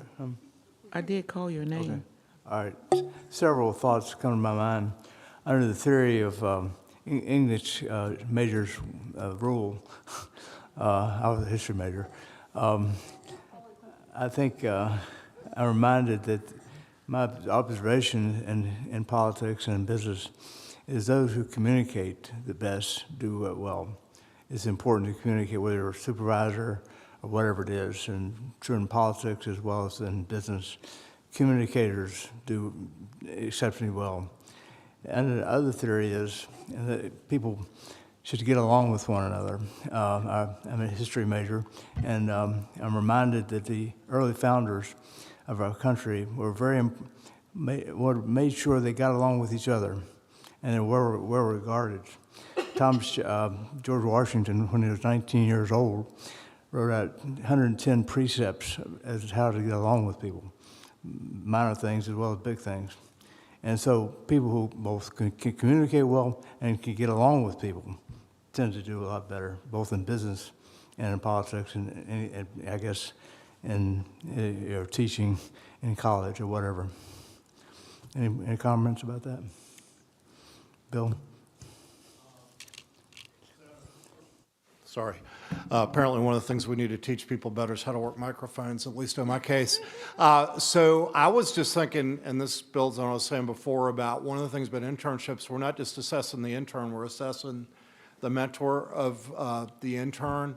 And I really do think soft skills is maybe the wrong term, but ability to be a good colleague, ability to be respectful in the workplace, get along with folks.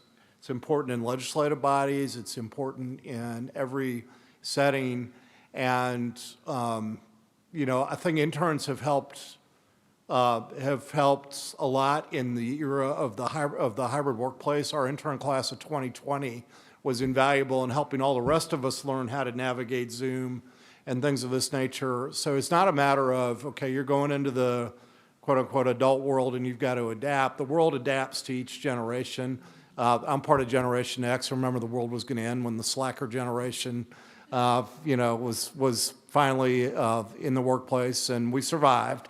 I actually think the digital natives that are in the workplace now are invaluable, and I think we learn as much from them as they learn from those of us who are older. So I do think it's a very mutual kind of thing, including what is the appropriate way to respond to an email, because that's changed over time, the appropriate way to respond to social media. We probably have a little to teach about when to stay off social media, but once you're on, how to behave appropriately. So I think it's much more mutual than it is sort of one way. I would just add one thing. We have a lot to learn from academic programs that have built-in internships as well. So students who are going through education programs actually have an internship built into their curriculum, and most of the students leave university with jobs. Nursing programs as well, so we have relationships with hospitals, and nurses do clinical rotations before they leave, and most of them leave with jobs. So I think if we can look at those and really mimic that as we're trying to do it across other disciplines, it will really help our students to move forward in good ways. Excellent point, Delegate Coiner. Thank you. Thinking about some of the things that Bill was talking about, nobody asks you now your GPA or what things that you left high school or college with. But Senator Hashmi and Senator Locke and I traveled for some education conferences and listened to, we aren't the only ones struggling with this, how to get internships into our higher ed setting. And, I think one of the common struggles we heard from other leaders across the country is this idea that if we believe this is important, you have to make space for it. And if you don't want to make your undergraduate degree a 5 to 6 year experience, then something must give. But that give doesn't actually start in higher ed. It starts in our 6th through 12th grade space, right? Like right now, we are pushing down into our middle school years high school level courses because we realize that students are capable of doing that work. Many of them are, but we don't continue that credit for those transcript credits of those middle school years into your high school experience to count for your college credits. So we still have, if you want to get an advanced diploma, this laundry list of things you still have to get, none of which equates, I look at my current 8th grader who was given her sheet to figure out which diploma she wanted, and she's in 8th grade, and then it sort of gave you a roadmap as to the courses you had to take. Well, those courses were the same for every kid in the class who wanted an advanced diploma, which it shouldn't be, right? That shouldn't, but that's the way our current profile of a graduate leaving 12th grade looks. There's this framework of seat time and what you have to get. So I think if we really want to give additional flexibility for our higher ed, we need our higher ed to work on that additional flexibility of what's acceptable as ready for that college experience. And I think that's probably the 6th grade through graduate of college area that we need to figure out how we redesign that as a continuum throughout those years. So that's my question. How do we, looking at national folks, I was piggybacking off of Bill's comment and what his thoughts are. Can I build on, this sounds like an odd thought. I think we make a mistake with internships or just a summer thing. So if you work in finance, the busiest time of year for the Medium Finance Group is right now because they're doing year-end close, all of December, early part of January. And if you think about when are college students off, some of them are, I don't know when people do exams these days, but it's some schools are probably finishing pretty soon.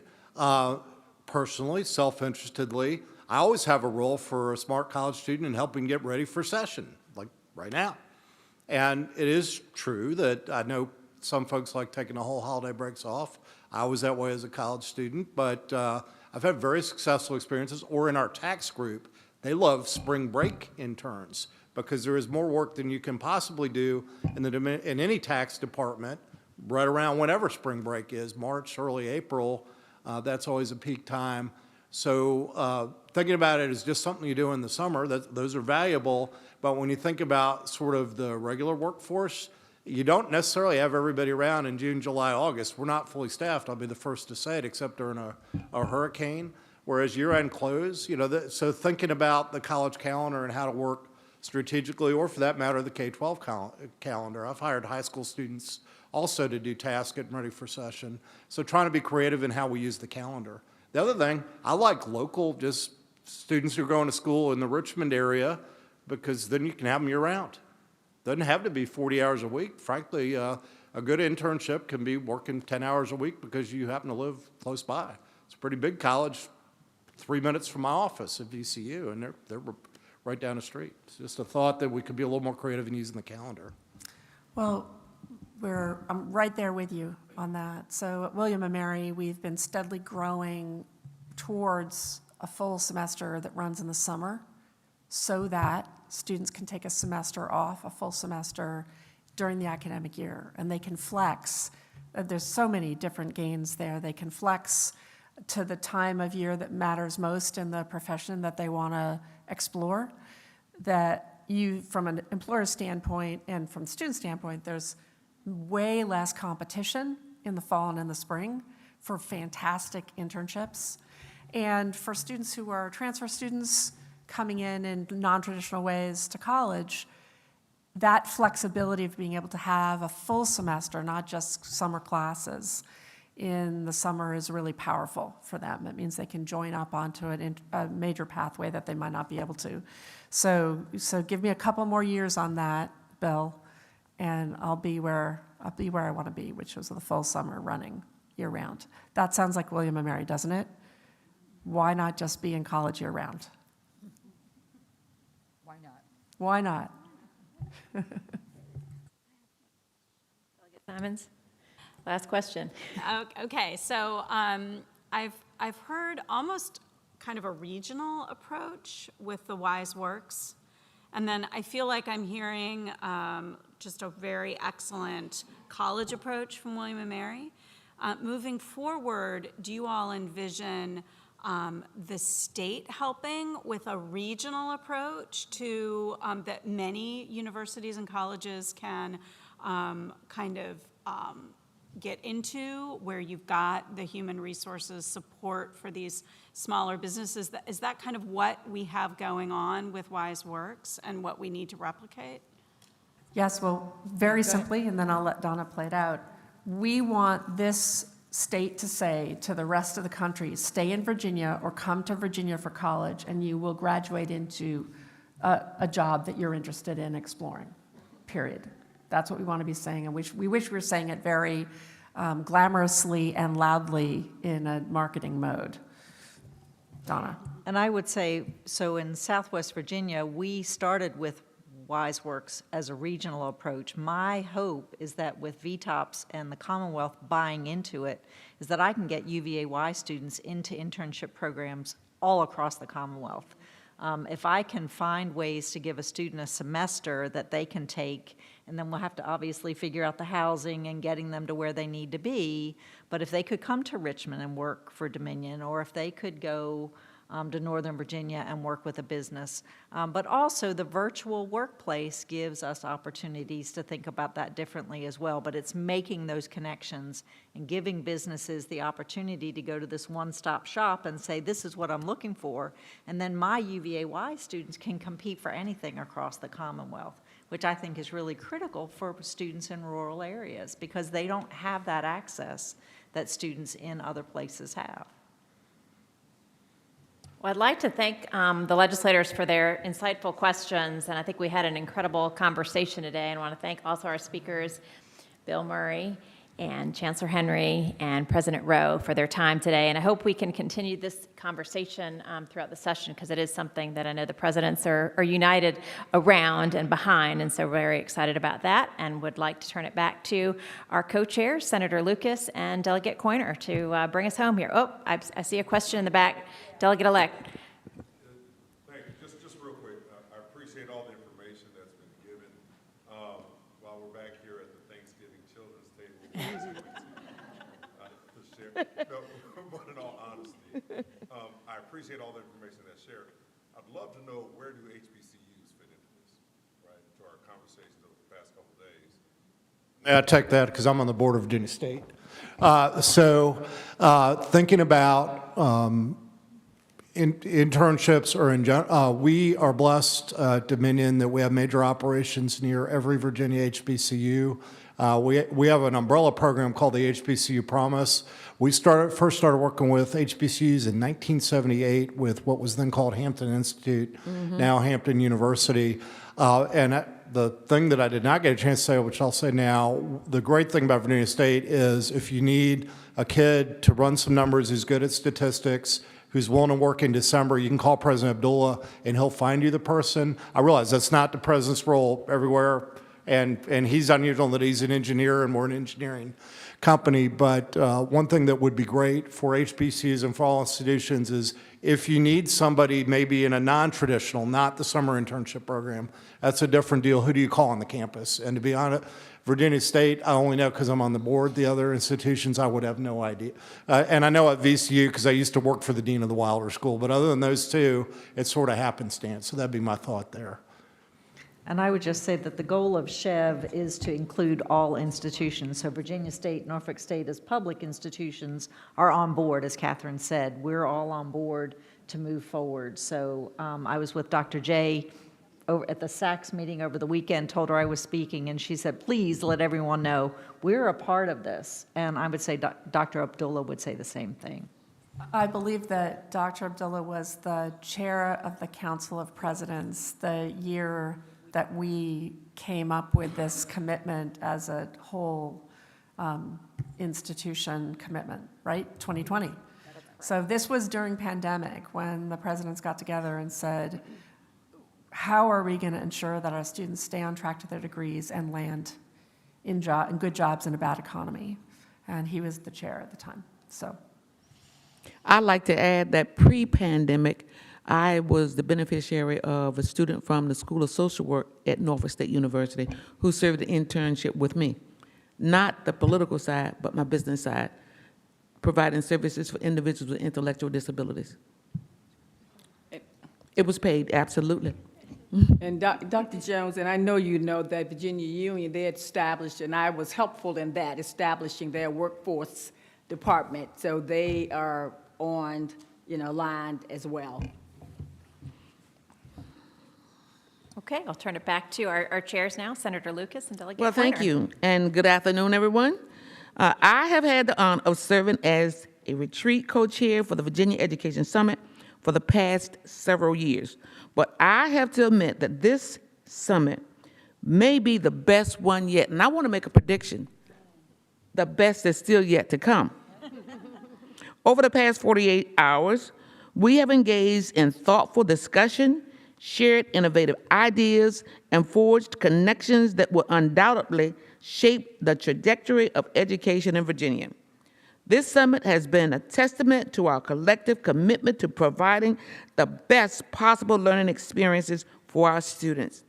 I want to express my deepest appreciation to all the educators, administrators, policymakers, and resource experts who have dedicated their time and expertise to make this event a success. Your passion for education and unwavering dedication to the well-being of our students inspire us all. Finally, I want to thank the Hunt Institute and my fellow co-chair, Delegate Carrie Connor, and for all of those who made this retreat possible. With that, I'd like to turn it over to Allison for final logistics and remarks following Delegate Corner. Or Corner going first? You go first? Corner goes first. We're going to shorten remarks so we can get to more good stuff. Well, I would like to thank Senator Lucas for being an amazing partner in planning this education summit and for always working so hard on education issues together. So it turned out great because we've done great work, and this group in particular, it's been so lovely to have 2 days of all of our colleagues on both sides of the aisle who care about education to come together, learn together, and then focus on the future of how we take what we learned and carry that forward. The next part of our agenda is actually after the summit ends. So our summit has concluded with Senator Lucas's remarks, but Chesterfield County has agreed to host legislators for a tour, which I will be helping with as a representative of Chesterfield County in the House. Delegate McQuinn and Delegate Cherry also represent Chesterfield County in the House, and Senator Hashmi will be leading a part of that as well for legislators. So I just wanted to share with you a little bit about when Chesterfield County hosts legislators for the portion I'm going to walk through, and then Senator Hashmi will do the same for the portion that she's doing. I will be walking through the Chesterfield Recovery Academy. So some of you may remember 4 years ago, I was a brand new baby delegate in the House, and there was the idea of the Recovery High School. We had never had a public one in Virginia. And at the time, nobody knew who I was in the House of Delegates or the State Senate. And so this is a lesson for everybody sitting at the Thanksgiving table behind us. I went to a more senior member of my region, my Chesterfield community, which was Delegate McQuinn at the time, because she had been in the House and we had also been school board members. She served on the Richmond City School Board, and I knew that she had that connection. She happened to have a counselor who taught her grandchildren. And that counselor, Carrie Rhodes, had lost her son from substance use and overdose. And Carrie Rhodes was a fierce advocate for our entire Commonwealth on behalf of opening recovery high schools in Virginia. She has since left school counseling, and she is now full-time working the substance use program in Chesterfield County jails, walking the journey of adults who are overcoming substance use disorders so that when they leave the jail, they are successful. So today what you're going to see is not about something that in politics we figured out. It was relationships across the aisle within our school communities, really highlighting when we all work together, we can figure out how to help children. So addiction knows no class, it knows no race, ethnicity, or age, but it is an illness, and if we don't do something about it, it can permanently derail our children and their futures. So today, when we take our tour, it's really about destigmatizing addiction and being able to talk about it and encourage our children that it's something that we can help them with, not only with that, but with on-time graduation at the same time. And so when you visit Recovery Academy today, I ask you to keep in mind that there are other localities that would like the same model and to think about what that looks like other places. So I'd like to thank Delegate McQuinn in particular for being a mentor my very first year 4 years ago and helping with those efforts. And with that, I'll turn it over to Senator Hashmi to share about her portion of our visit to our locality. Well, thank you so much, Delegate Coyner, and thank you especially for your hard work as well as Chesterfield County's hard work in establishing the Recovery Academy and making sure that we are helping all of our students succeed and address the issues that impact so many families and so many students. So thank you for that effort. I want to thank everyone that has been a part of the summit. Thank you to all of our moderators. Thank you to the panelists and our legislators who joined us. Thank you also to everyone who has participated in this activity of learning so much and really charting out the pathway for us in this upcoming session. So now as we conclude the Virginia Education Summit with this particular site visit, I think I may be speaking for many of us that while we heard about the serious issues that face us in the situation around education, whether we're talking K-12 or higher education or early childhood, we have opportunities that will help us to move forward, and most especially move forward in a very effective and bipartisan manner. I think most of us here, all of us here, agree that education is our greatest public good and that it is the cornerstone. It's the cornerstone of our democracy and of our civil society, and that we must do all that we can to protect access and engagement in education and support our young students and the families that are working so hard to achieve educational attainments.